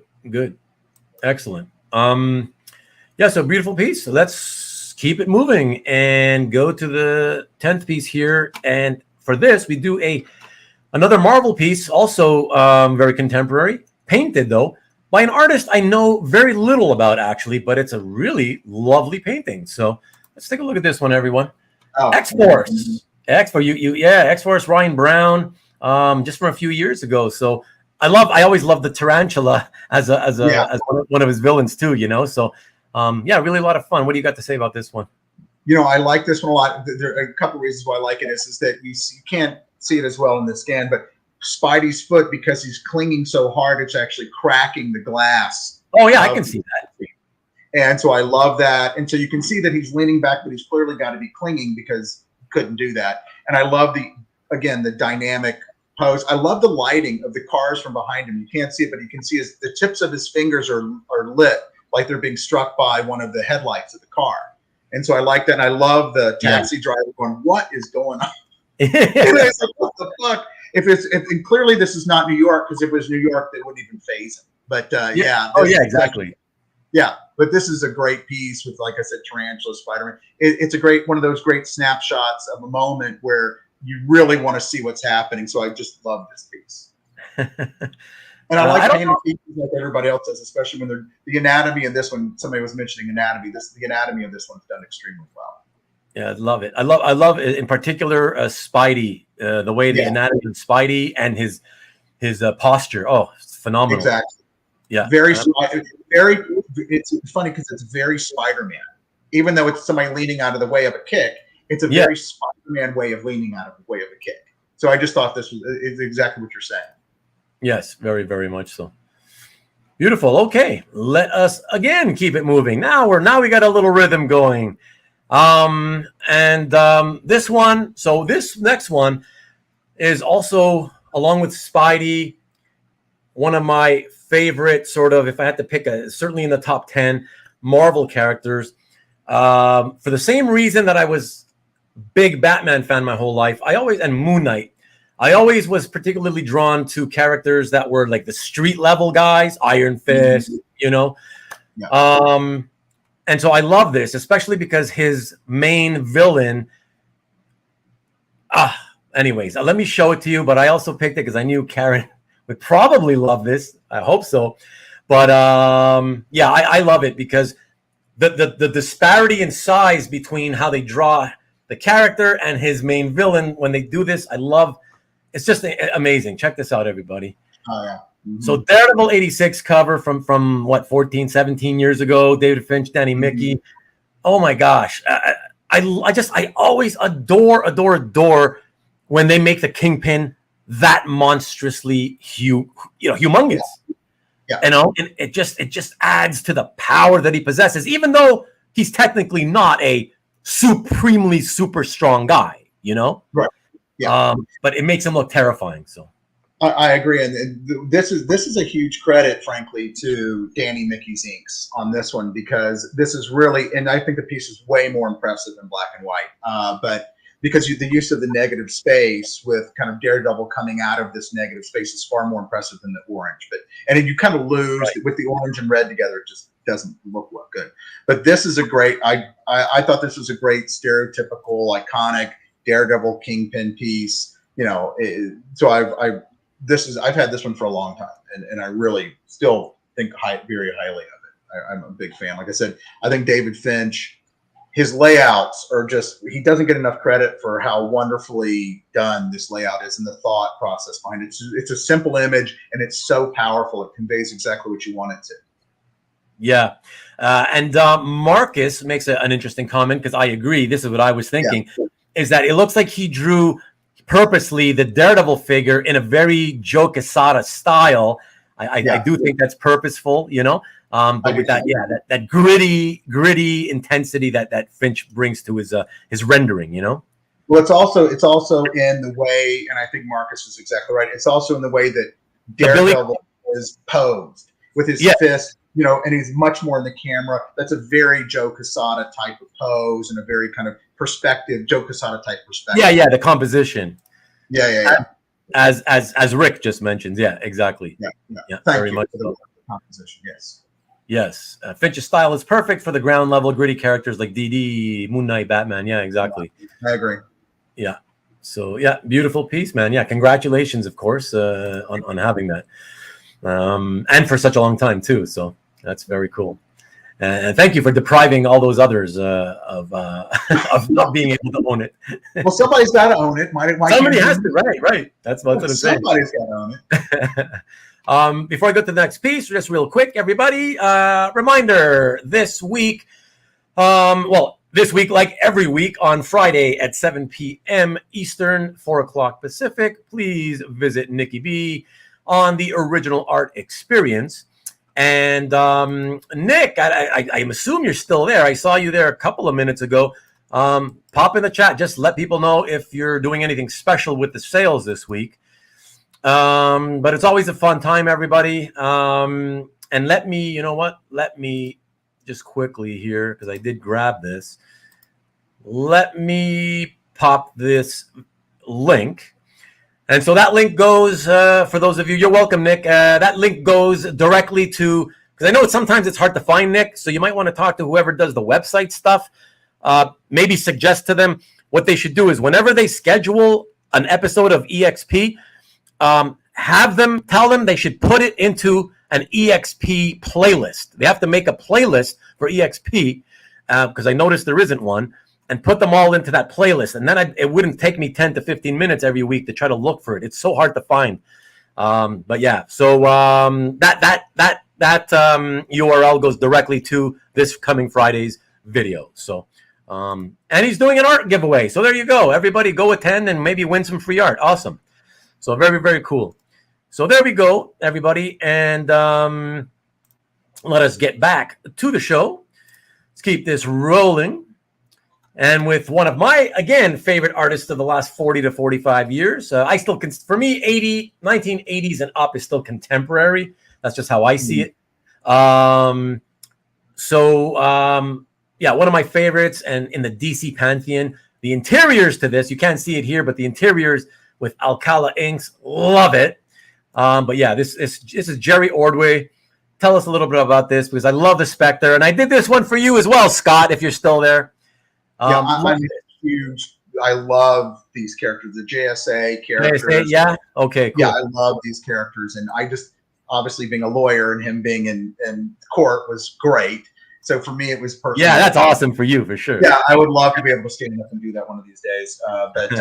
Yeah, and Dr. Fate's really I've always loved the magic part of DC Comics. I don't think they get a lot of love. I don't think they've ever gotten. Tom Mandrake did a series of the Spectre a long time ago that I thought did a good job, but they haven't done justice to a lot of these characters in a long time, and I think it's a shame. I think Dr. Fate and the Spectre and that group of characters are terrific characters that are really vastly underused. And this is just a great piece. It's in your face. It's comprised nicely. It's kind of it's just a fun piece for me. Nick Barucci hates you. Can do anything. Nick Barucci says he hates you. So just so you know. Well, I like him. He's got a far, far, far better collection than I ever will. But so I'm glad I have one thing that he likes, because he's got about 50 that I love. Yeah, I'm sure. Very impressive. Absolutely. Yes. Suits. Nice cover. Love the group shot. Yep. It's fantastic. Oh, I love this. Very nice cover, Jared. And a no objection. This rocks. Yes. Right. Yes. And I mean, just for those of you who, I think you should all know by now, but for those of you who are not aware, just FYI, Jared is an attorney, which is why we were saying it makes it more special. Yes. What? That's a criminal court, but not here. But I'm not a criminal lawyer. I'm civil. But yes. Okay. Well, all I said was you're an attorney, right? I know. I'm just saying. I'm a litigator, but I'm not civil. I'm not criminal. Okay, not criminal. Okay, there you go. But still, whatever. It's your profession. It's on the cover. Your profession's on the cover. It's phenomenal. It makes it awesome. Sometimes I'd like to be the Spectre and say that to the judge. You can be that. Dr. Fate, best helmet in all of comicdom. I agree, Carl. I mean, I could probably. There's a lot of cool ones, so but yes, for a character that doesn't get really that much attention. Mind blowing. Love. I would love to see. I think it wasn't it with you, Jared, when on your last appearance during the hangout that we talked about that like I was saying, the possibility of maybe it wasn't your show, but anyways, I was talking about the possibility of the DC, they keep screwing up the movies, but there's so much potential with so many great characters that they're not popular in the comics that much, but like a lot of these JSA types, I think they could do them well if they could just make them. I think they have potential to look really great on camera in live action, and they've done Dr. Fate on television. The mask looks fantastic. It would look great if they could make a film. Well, they did Dr. Fate and Black Adam, which was right. The reason that I watched the movie, and they still screwed it up. How they got his helmet messed up, I literally still to this day don't understand it. But I thought Pierce Brosnan was fine as Dr. Fate. And the character as they represented him was okay, but I agree with you. These are characters that have such great stories to them, and I don't know why, but I can get why DC can't seem to make good movies for most of the part. I know. Crazy. It's frustrating. It's very frustraring. Although exactly. The most recent Batman I didn't think was bad. We'll see where it goes for the next episode. Yeah, we'll see what happens. Hopefully they eventually get it right. Don't even get me started on the Flash. Like, I'm not even going to watch that because I'm a lifelong Flash fan. Yeah, me too. And when I saw, to me, if I want to watch a movie about one of my favorite characters, all I want, I do care, but I don't care that much if the story ends up sucking. What I care most about is, please, to God, please make the costume look really cool and make the guy or gal wearing the costume look really cool. And as soon as I saw who they hired and when he's wearing the costume, and I saw like this plastic mask this thick, like an inch thick, coming off his face, and his goofy looking, the actor's goofy looking face, I'm like, are you serious? Like, why would a fan want to watch that? I don't want to look at that. It's so embarrassing to me.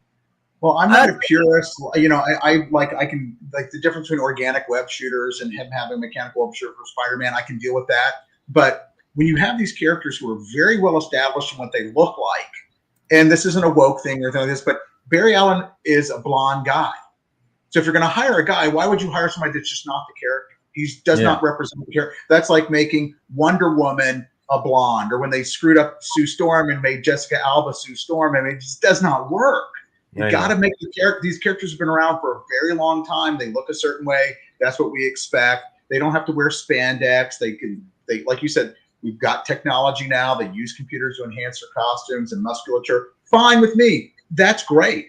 But don't make them look stupid, which is what they're doing. They're ruining the character instead of enhancing them. That's it. They often look stupid, and it's embarrassing to me. I'm still 20 years later. If people bring up the topic, that's why I don't like talking about these superhero movies. People bring up Spider-Man, and I'm still railing in anger about that $50 plastic Green Goblin costume that they put on. Like, what are you thinking? Like, seriously? Like, whatever. I'm getting angry again. I don't want to talk about it. Like, whatever. Well, they actually redeemed it a little bit in the last Spider-Man movie, where they gave William Dafoe the ability to really be the Green Goblin with his face. He was so phenomenal. What a waste. That's literally like having any of our artwork and just literally putting a tinted overlay on top of it. You're going, I can't see it. What's the point in having an actor who can do that? He would have been a great Joker, though. So, wasted. I agree with you. That's all I'll say about that. You know what, Miki? I'm glad. Like, I'm happy that despite what I think about what the guy looks like, I'm glad. Because it's just frustrating that all the DC movies are basically shit. So if you liked it, I'm so happy, because that kind of gives me a little hope that maybe one day I can kind of get past how stupid Flash looks, and I'll try to watch it anyways, and maybe the movie itself is still fun. I don't know. Whatever. It's just frustrating to me, man. Well, the way I justify it is I just think it's another, like, they have Earth 2, 3, 7, 20 million. Whatever Earth that is, that's what they flash. That's their version of our characters. That's fine. Then I'm okay with it. And somehow I can just say, okay, this is an alternative universe of the characters we love. All right. Yeah, but Marcus, I don't feel that just the guy's height. That's not something that I would bitch about. So for me, it's like, no, do you physically look like? I don't think the height matters to me. He did a great job, regardless of the height. He looked great. So, that didn't bother me. If that's the one element that, to me, being short, I love that Wolverine was short, but to have Hugh Jackman incorporate every other aspect of the character, great, I thought meant a lot. So I can get past the tallness, but yeah. All right. Just real quick, Carl, I'm not going to answer that because we don't have time, but be back next week and bring it up next week. It's all about movies and TV. All right. So let's do that. We'll save it for then. Ruben needs his blood pressure pills. Just don't get me started. Thank you again, Nick, as always. I appreciate it, bud. Okay, let's go on and look to the next piece. And for this, we hit the Spidey Origins of Marvel Comics #1, cover by Nick Bradshaw from just this past year, with a ton of the Marvel Universe behind him. So cool, man. I'm sort of a newcomer to Nick's stuff. I have many pieces by him now because I love Art Adams, and he's clearly, got a lot of Art Adams influence here. And I think it's phenomenal, but he brings his own spin to it, and he does a great job. For me, I've always loved these group shots like this from time to time, and to have kind of the origin looks for all of these characters was terrific with the old school Iron Man, and just everybody coming in. I just could not pass this one up. I just loved it. I can see why. I'm actually surprised my friend Paul P did not land this one, because he's probably got the biggest collection of covers with the most amount of characters on them that anybody has. He loves this kind of layout. So yeah. Nick is so detailed in his stuff. The way he draws all Ben Grimm's kind of I don't want to call them scales, but his Rocky parts. Yeah. Between, and just the line work is so fine with his own inking. It is just really, he's a really good talent. I think as I think more and more of his artwork comes out there, and a lot of it is now, he's going to be somebody to watch, I think, for a while. He's been someone to watch actually for years, you know. Yeah. So CJ, it bears mentioning. CJ wants us to know it's a cool group shot with a size appropriate hammer, and he's right. I think he is right. I agree. I agree. Yeah, that's basically it right there. Okay, let us segue to the next piece, everyone. And for that, we go back to DC for a classic issue. 1 year into my reading collecting. Let's check this out. The last issue of The Brave and the Bold by Dave Gibbons, and a fantastic 3/4 splash shot of Batman. Yeah, phenomenal, dude. What a great pickup this was. I love this piece, and for a couple reasons. One is that years and years and years ago, I got the last page to this story, and I absolutely love it. And so when this came up and it was the first page, I thought, what a great, not only is it a great piece because it's got Bruce Wayne, he's leaving his date, and then he, next thing you know, he's swinging. I just loved everything about this. So it was not just because it was the first page, it was also because it was a great first page. Yeah. And so, and Dave Gibbons is a terrific artist. I mean, just really a terrific artist. So I was very happy to pick this one. Oh yeah. It's phenomenal. And,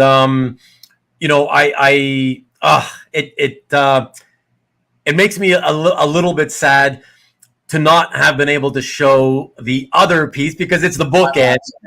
No, it's not. I'm not saying it for that reason. You don't have to apologize. But for me, I do. Let me just come back to you. Even though this is not a professional, it's not a business I'm running here. I'm not making money off of this. I still have to treat it professionally, and that's just how I am.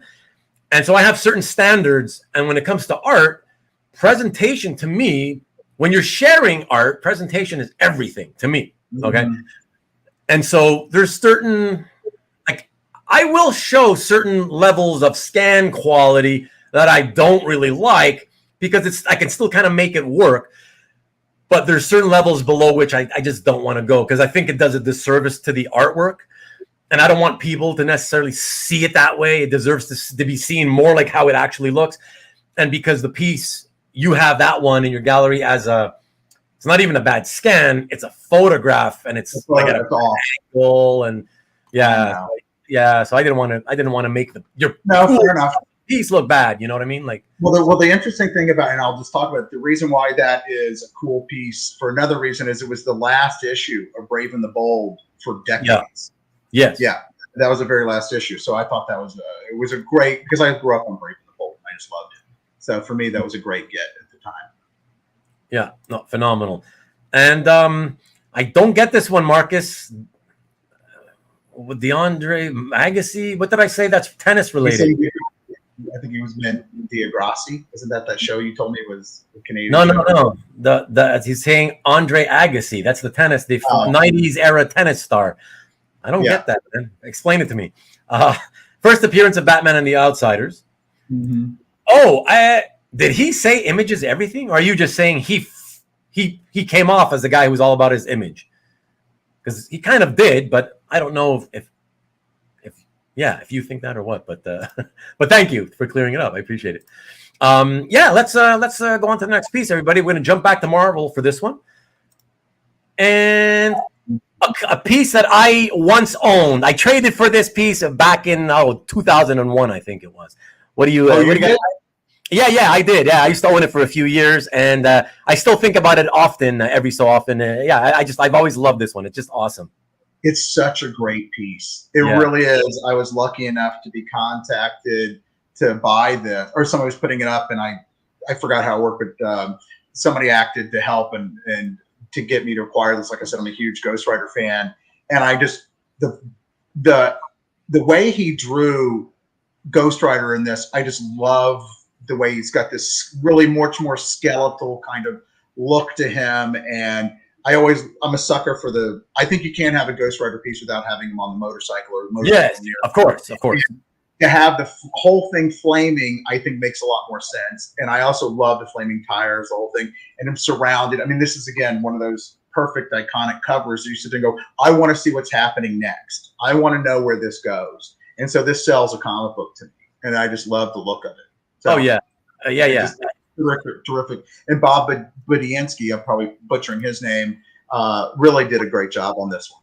And he drew. There's some funny stuff in the actual art. You probably know that he's referring to a movie where some of these characters look like they came from a different movie. But it's fun. Yeah. That's one of us. That's right.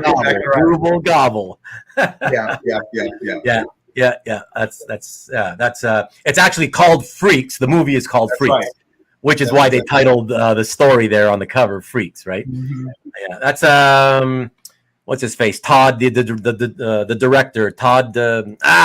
His last name is. I know I can't think of it either. But yeah, 1932 Freaks. Fantastic. I have that movie. That's awesome. That's awesome. Funny. Yeah. Hey, Lee, what's up, dude? Thank you for dropping in. Yes, Freaks it is. Yeah, very, very cool. All right. So from there, we go back to DC now. Like a ping pong, like an Andre Agassi slam. Jump back to DC for a double dosage that I mentioned earlier of Lee Bermejo. Batman Gotham Knights 53 cover from almost 20 years ago already. I cannot believe that. Wow, but brilliant. Awesome. I like this piece for a lot of different reasons. But one of the things that I always loved about Lee's art is his unique take on Batman's costume. It was very utilitarian, and it made a lot of sense. I think it was one of the best new designs of Batman's kind of costume or outfit or combat uniform, whatever you want to call it, in a very long time. It made a lot of sense. And Batman, the way he drew him, was this really kind of scary guy who when you look at something like that coming at you, it's got that very dynamic realism to it, and that guy's going to hurt you. I mean, I loved a lot of this piece, and taking Green Arrow, who I think is a little bit of a sillier character, and did him really justice in this one too. I thought just did a great job. I just like this piece a lot. Yeah, Hart agrees with you. This one is awesome. Well, thank you. Yeah, another Bermejo masterpiece. Absolutely. He's very good at his blacks. He's really, really great at inking these pieces. I just love that. I love the way the bat symbol is complete. It's not a realistic. That's the one thing where his lighting, and I love the way he played with this. The bat symbol is totally midnight black to match the background, and normally you'll catch some reflection or something. But I loved that detail that the bat is just completely black on his chest. I think that was a great way to do it. Yep, absolutely fantastic. Have a good time eating your IHOP pancakes, Carl. Appreciate you dropping in as long as you could. Happy birthday to the nephew. Amazing piece. Really, really beautiful. So I'm glad I could show at least a couple of your Bermejo pieces. Thank you. Yeah, you're welcome. Okay, from there we stick with DC this time and go back to the late Bronze Age and another character we talked about just recently. By Dick Giordano, the awesome Flash once more. My Flash, who will always be my Flash, and Green Lantern. Of course, with the Batman and Wonder Woman also. And the fact that you get the Flash in those multi-image running, that running stream. Yeah, that's so cool. This to me has everything. I love Dick Giordano, and I loved the Flash with the after images and him doing a little something different. So this was, when I saw this piece and it went up for sale, I was so thrilled to be able to pick this one up for a lot of different reasons. It has, people underestimate. Flash is super fast, but he could take out the Justice League in a split second. That's the thing, is that he could move, maybe not Superman, but all the rest of them, he could take them out pretty quick for the most part. And it is impressive to see the way, when you draw the Flash with the after images, you're getting multiple little dynamic scenes as he's going through doing what he's doing most of the time. And this was just really, really well laid out, fun, great image, great cover. And again, like you said, it's our Flash. This is the Flash that I like a lot. Yeah. That's great. Really fantastic. Yeah. Beautiful. A lot of great comments, a lot of good fans for this piece too. So very, very nice. Through the background, with this kind of rounded kind of almost distorted perspective in the back where you can see the Flash coming towards you and the floor tilting a little bit is just terrific. Yeah. Oh no, the whole thing is terrific. And look, Giordano, he may be known to most people as more of an inker, but he was an excellent penciler as well. He did a lot of penciling work, so he was already a very, very good illustrator. When he started doing mostly inking work anyway. So when he draws, and he draws in pencils and inks himself, he does a great job because he has the fundamentals of a penciler already anyways. You understand? So I agree. And just even just the shadows underneath the character is something that's kind of a throwaway. Yes. Are done very meticulously that they're great. So yeah, it's great all the way around. Fantastic. Awesome. All right. Well, we're moving at a good clip. It looks like we should finish right around the top of the hour. So it's going to work out good for us, Jared. Your family ain't going to hate you. We're getting it to do. Okay. So the next piece, jump back into the more contemporary age, although probably like a couple of decades ago, by the late lamented Carlos Pacheco and his friend Jesus Merino. Check this out. Killer DC piece from the classic Virtue and Vice one shot. Let me jump back into the club. Let's woohoo. Yeah, it's funny because you notice Plastic Man, if you look at the very back, he's got him as a TIE fighter in the actual drawing. They couldn't get the rights from LucasArts to use the TIE fighter, so they had to redraw it as if you go back to the color version, they had to redraw it as like a jet. Sorry. So, Plastic Man, yes. Yeah. Oh, yeah. Yeah, so cool. You got him as he's a TIE fighter. Wow. All the Star Wars nerds, the massive Star Wars nerds that we have in the audience right now, they're going to love that. Did you see that, everyone? Check it out. Yeah. It's an airplane here. But look, he gets the secretive TIE fighter. Now that's kick-ass. Yeah. That really is a cool little Easter egg that nobody other than, comic art fans will ever know about. No. And I thought that was very, very cool. But this is almost one of my perfect pieces because Carlos Pacheco with Jesus Merino, inking him was such a phenomenal team. This was great the way they have everybody done, and to lay them all out, you get just kind of my dream team with all of the characters that I just absolutely love. So it was a great piece for me. Oh, it's phenomenal. Yeah, exactly, Marcus. Exactly. What the hell is Star Wars? I don't know. Yeah, I don't know. They couldn't tie up Lucasfilms. No, that's right. So cool that you have the original with the TIE fighter. Yes, exactly. Yeah, it's awesome. Star Wars greater than Storage Wars. Let me tell you, Rickster, I've watched both, and even I would agree. Star Wars is a telenovela. We should watch it in Spanish. Yeah. Say that again, Terry. I like Firestorm. I like, to me, it just has all the characters. Like it has Satana with the hat. I mean, it just really is a great piece. Yeah. It truly is fantastic. Look, I was a Pacheco fan, like a lot of people, since he came broke into the biz, and wow, what a loss he was. We have had a lot of losses lately, haven't we? So, but he of course, we're getting older. Yeah, I know, but it's just sad because he's a little bit closer, like in our age group. You know what I mean? So, yeah. I think it's the worst because the disease that he had not only took him quickly, but destroyed his ability to draw very, very fast. Yes, and that must have been so heartbreaking to him. So, because I have another piece. I don't know if you have it, but where Superman's lifting the car over his head, kind of that stuff. That's where I fell in love with his style. It's very simple, but it's very dynamic, and I like it. The anatomy's terrific. He just really is was a great artist. Yeah, liked him a lot. Yeah, absolutely. All right, with that, everyone, let us move over again to Marvel. Back to the Bronze Age. See, I like to switch it up here and there. Keep you guys guessing. With this, I just really love I always had a soft spot for the 1970s era Marvel magazine covers, because as a kid, I mean, regular comics didn't have painted covers, you know. Mm-hmm.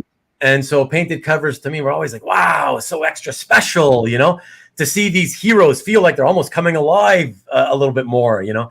So I had to show this one. And here we go.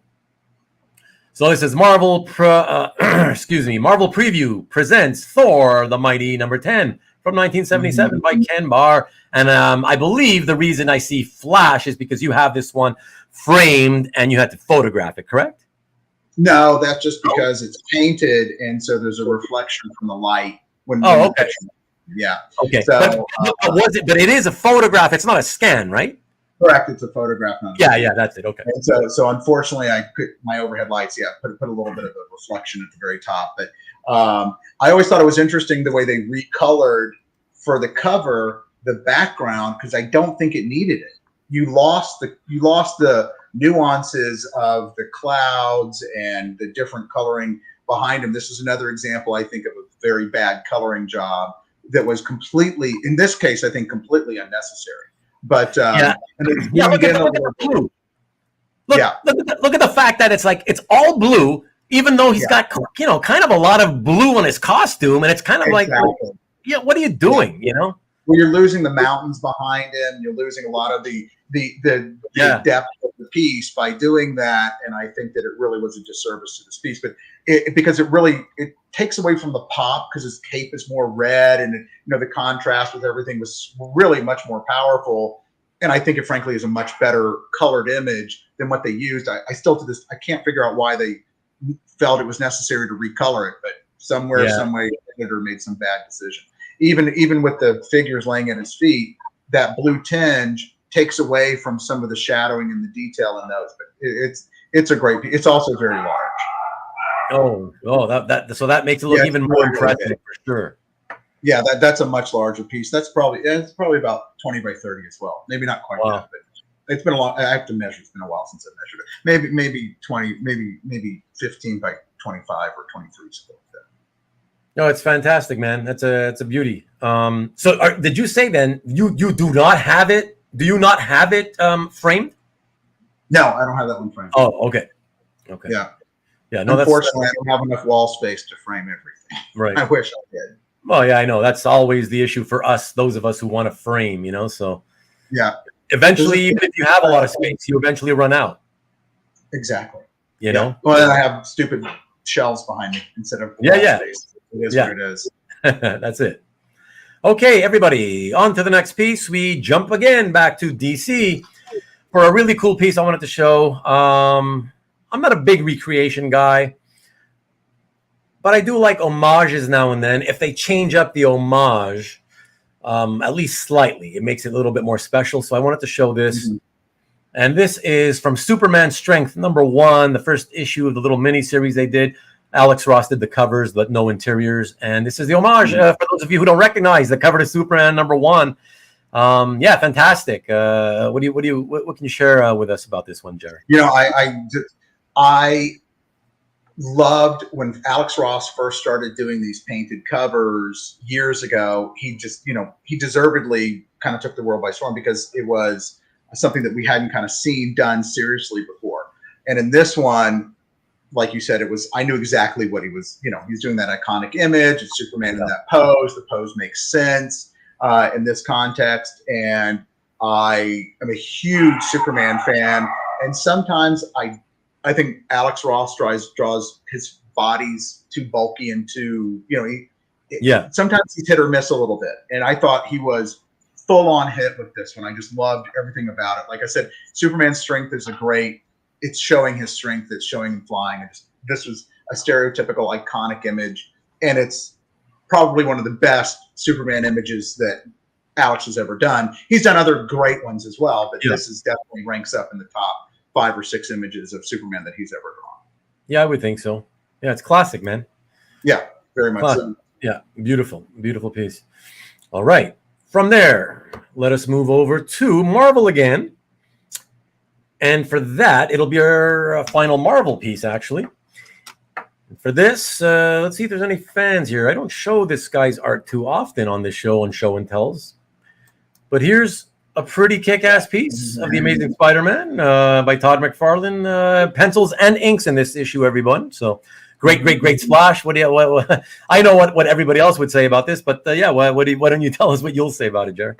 To me, this was. I had looked for a Todd McFarlane piece for a really long time, and I had a lot of opportunities to buy other pieces of his, frankly, that I probably now in retrospect should have bought all of them. But this one was my favorite image. It was spaghetti webbing. It had a great dynamic image of Spider-Man, and it shows a lot of elements of Spider-Man. It shows his strength. It shows, him intimidating this guy and swinging. I just loved a lot of pieces of this, and I like the way he's using the Spider-Man in the middle to divide up the storytelling. And to me, that was a great, impressive use of all of this. And it reminded me, frankly, a lot of Neil Adams. The way Neil Adams would use these crazy perspectives, like a boot coming out and not draw a panel, but have the characters in the story make the panel. And I love that about this, where he's got the web making the panels for the different storytelling parts of it. And it just really was, to me, a very great example of composition, Spidey, obviously, and it's stereotypical Todd McFarlane Spider-Man. So I love, the knees way up, the shoes, and it's a phenomenal, great, huge image of Spider-Man. So for me, this hit every check mark pretty much of Todd McFarlane that I would want. Yep. And I just want to say to all these people mentioning money. Guys, it's not about the money all the time.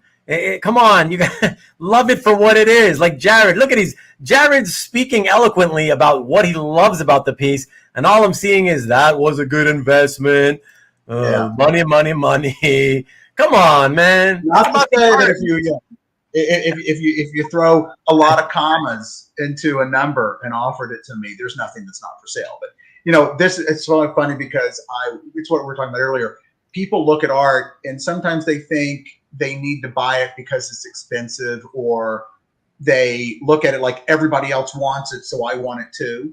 And a lot of times I've tried to stay away from that. I bought what I liked, and I buy stereotypical pieces of artists that I really like. And I've gotten lucky. And then we talked about this when I was doing the Hangout. I could not buy my own collection right now at all. And this piece is a great example. And I hate to even talk about money, but people have offered me stupid money for that piece. I'm sure. I've turned it all down.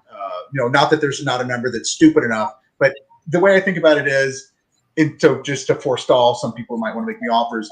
I can never, ever get that piece ever again. I can't get a piece of that quality ever again. So the difficulty I would have that it took me to find it in the first place, and how long I would think it would take me to find another example adds a lot, because my time is expensive. So to do that, you better add, a lot of money to whatever you would offer me to get a piece like that. And that's the mistake people make. They think that I just want to sell a piece, that it has a dollar value. It doesn't just have a dollar value to me. All these pieces, I'm excited about talking about them because they're meaningful to me. The pieces I've on calf are meaningful to me because they're some of my favorite pieces, and I want to share them with people, not to impress people, but because I don't want to put them in a binder, and then these artists who work so hard on them don't get a chance to show off what they did. I'm just lucky enough to own it. I didn't make it, and so for me to be able to show off this phenomenal art is what's important, not that it's worth dollars. And there you have it, everyone. You see? Yeah. Stop thinking about the money all the time. Not true collectors, these people. Rick is speaking up again. Sometimes stupid money is smart money. It depends on how stupid the person wants to offer. Yeah, that's right. Yeah. I tell people when people text me about it or email about it, I said, look, you're not going to like my answer. They always want me to tell them what I would take for it. And I always tell them I'm never going to do that. I'm not going to bid against myself. And it's going to be a number that's so stupid that you're not going to want to pay it. And if you do want to pay it, then good for me. Yeah. Because it's going to take multiples of what it's probably really worth to get it out of me. So, and people always do that. So it's good and bad. I want to encourage people to be nice, but I don't want to encourage people to be stupid with me either. Oh, totally. Sure. And people get that. No, No, no. I mean here, like people get it, as in understand what you're saying. Yeah. The people on your show will get it because they. Oh no, yeah. I get that too. Yeah. I'm sure Nick, and lots of other people who are on here get offers for pieces that they sit there and go, really, come on. Listen. I don't have any great pieces anymore that are valuable and in demand by a bunch of people. But I still get people constantly still offering me stupid, idiotic, like I don't even have the words. Yeah, whatever. The bottom line is, it doesn't matter how expensive the art is or how cheap it is. There's people out there, for every price level of art, and people at all those price levels will still lowball like idiots. Like you're some kind of moron that's just, whatever. I don't even want to get into it. So somebody said something on one of the groups that I thought was so incredibly impressive. And it was kind of they drew up this graphic and whatever. It goes, what people think their art is worth. And let me put my hand here. What people think their art is worth and what it's really worth. And that's true. I always think my art is worth way more probably than it is because I like it. And I bought it for a reason because I really liked it. And so I probably overvalue it. And I think a lot of people do in their collection, and then when you're coming to buy something, they undervalue it, and that's okay. That's all right. I don't know what is realistic, but I have an emotional component to all the pieces that I buy because I like them. Yeah, so it is what it is. Yeah, no, I get it. Caesar, with that sad face. Don't worry, Caesar. If you want, just to make you happy, I'll make you an offer privately soon for your new Titans cover by Grummet. Number 76, just to make you happy. It'll be a lowball offer, of course, but yes, I'll make it for you so that at least you feel you got an offer. Okay, everybody. So we've just gone over by 2 minutes, but we are at our last piece. So let us get through the last piece and finish off the show and bid Jared adieu. Now, I just wanted to say, let me go back to the comment that Karen put up. So she says, now that is the drop the mic piece. So here's the thing. I just want you to know, Karen, and everybody else, I always kind of play around and wonder, okay, what's going to be the last piece I show on every show and tell, And I always try to put, whatever I think would be the drop the mic piece. So this time it came down to two pieces, the Spidey and this other one.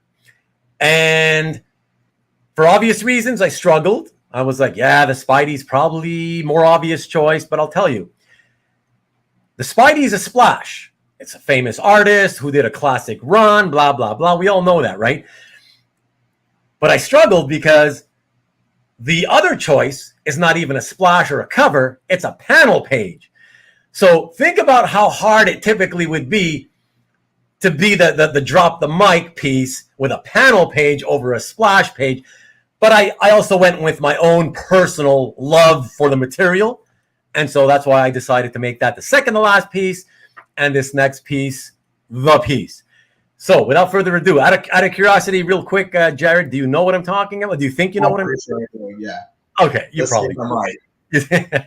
All right, everybody. So that piece is this. I was right. What a shock, right, Jared? Yeah. Talk to us.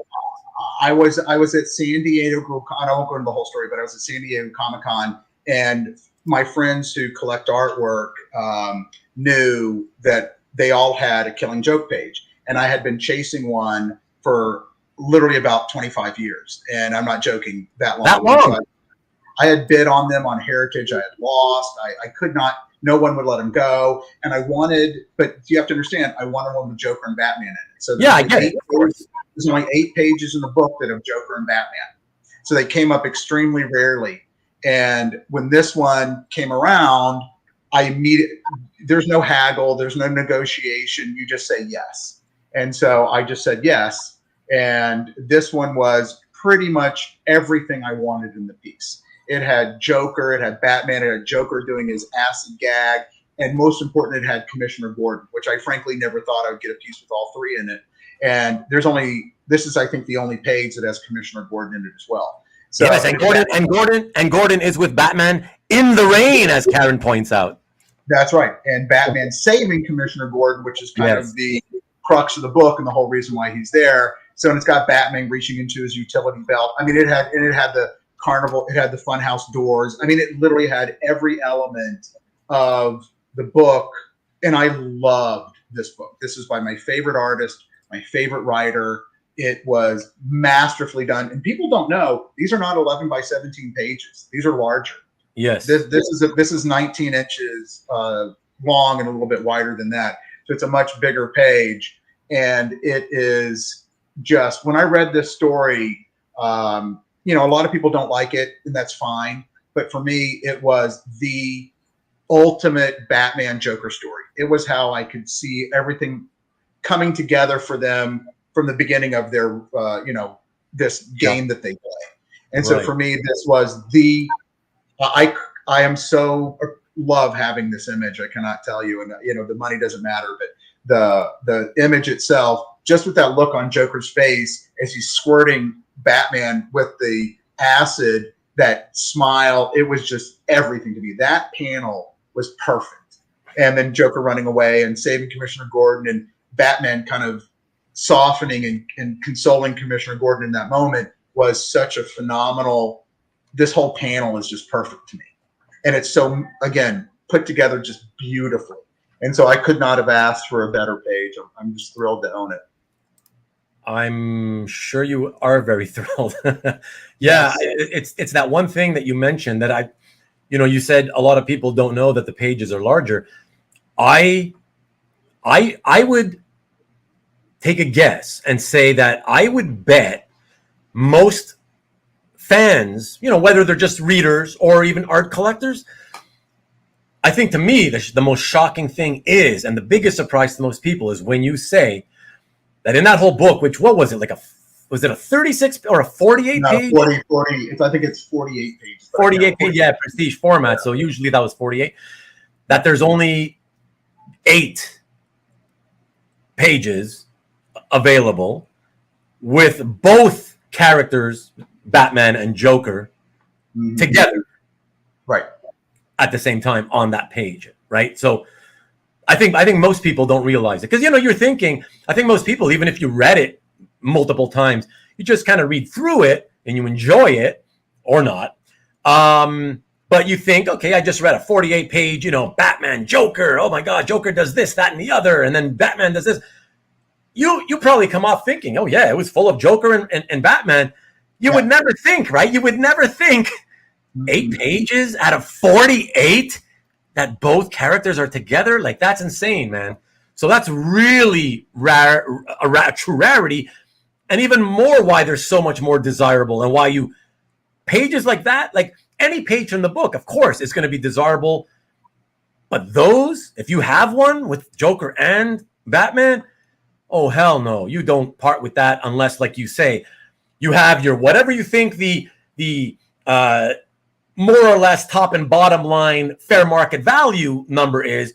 And then you start to, you start to attack on all the other premiums that you like, whatever your personal premiums that you want to attach to it for whatever reason you want to put, and my God, because you let that go. You're never, I don't care how much money you earn for a living. You'll never probably get that back, Well, I know for a fact, and I won't mention the names, but I know who owns about 5 of the other pages that have Batman and Joker in them, and one person owns at least 2 of them.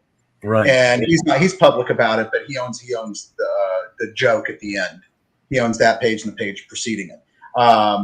And he's a very well-known collector. But in any event, those guys are never going to let them go. They don't want to let them go because they don't need the money. They will never need the money. And it is a joy to have something. Like I said, this is the culmination of a 25-year search for me, because it was my favorite comic. I read it when it hit the stands, and I just absolutely loved it. And part of it was because I just absolutely loved Brian Boland's style. I mean, just the artwork itself in that book is just jaw-dropping. In fact, I would say, and I bet Brian would probably agree, even though I've frankly never spoken to him, is that it's his masterpiece. And because it's his masterpiece, he went back and he was so angry. Talk about coloring. And he hated it. He was extremely angry with DC for the coloring job that they did. And he went back and recolored it. And frankly, if you compare the two, his coloring is infinitely better. Right. His coloring is way, way, way better. And it really adds to the art a lot better. So, it's a shame because when I went back and saw what really it could have been, it almost made me sad that I had seen it with the neon, bright, goofy colors before and saw what it really was supposed to look like. And that was really made a big difference. But at the end of the day, I'm just very pleased. It's just a piece of paper with ink and lines on it. Yeah. And I'm just happy to have it. Yeah, no, it's phenomenal. I might as well just add for the sake of it, just because people love to hear these little anecdotes. A little over, I don't know, maybe roughly, let's call it 20 years ago. Quite a few pages sort of came up all of a sudden. Maybe at least, I don't know, between 5 and 7 on some random weird website. I don't even remember whose it was, it was some no-name kind of website. And I thought to myself, oh my God, Brian Ballins, my favorite work of his. Oh my God, I got to get one of these. And I said, but wait a second. There's like 5 or 6 or 7 of them, whatever. Oh my God. Oh, okay. These are around. Oh, they're expensive. Believe me, they were expensive even then. But I was like, you know what? There's so many here. Obviously that means I'll have another chance in the future, right? And I was right about that. I had another chance, but by the time I had another chance, they were way more than I ever wanted to ever spend. I would ever spend. You know what I mean? And just so you guys know, if you're curious, because I'm sure you are, the prices on those pages were in the neighborhood of like, obviously depending on quality, but $5,000-$6,000 each. Which, believe me, back in say 2001, 2003, whatever, that was still like $50K today or whatever it was. You know what I mean? It was a lot of money. So yeah, but no, fantastic, man. I'm happy you have it. Great piece. I think it was a great piece to end on. Good night, honey. Thank you for sticking around for the entire show. I appreciate it. Have a good night. Thank you for, let me see. I see prelims as well. But, prelims, exactly. I remember seeing them back then too. Exactly. Yeah. Jared, thank you so much, man. My pleasure. I didn't, again, I once again, I think this is my fourth show where I had to try to keep it to 2 hours, and I still have failed for the fourth time. But at least it's fairly close at 12 minutes. It's not so bad. I'm sure your family's going to be okay with you tonight, right? Yes, they're okay. Okay, they're not going to be mad at me. Nope. They're never mad at you. And plus, even if they were, they have a long way to go to get to you. Whereas I'm much closer for them to take their rage out on. So it's good. Cool. Do you have 2 minutes extra? Yeah. Okay, just stick with me, and I'll be right with you. Okay, thank you so much. Thanks, everybody. Thanks, everybody, for being so lovely and kind and participatory with Jared. Thank you very much. Really, really appreciate all of you. Okay, so everybody, thanks again so much as always. Really had a great time. I hope you guys loved it. We saw a lot of great artwork from Jared's collection tonight, so really appreciate you guys all for being here as always. Thank you very much to everybody. Good night to all of you. Of course, thank you, Karen. Really appreciate it.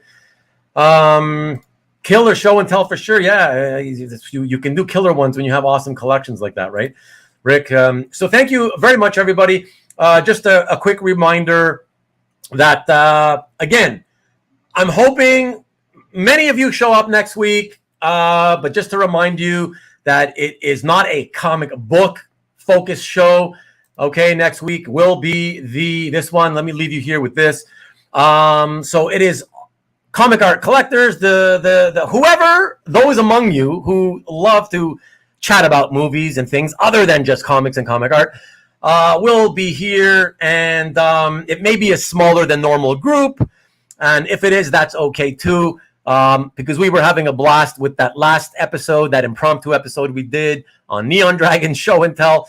And even at the end, right at the end as we closed with only 11 people remaining, you guys were the core 11.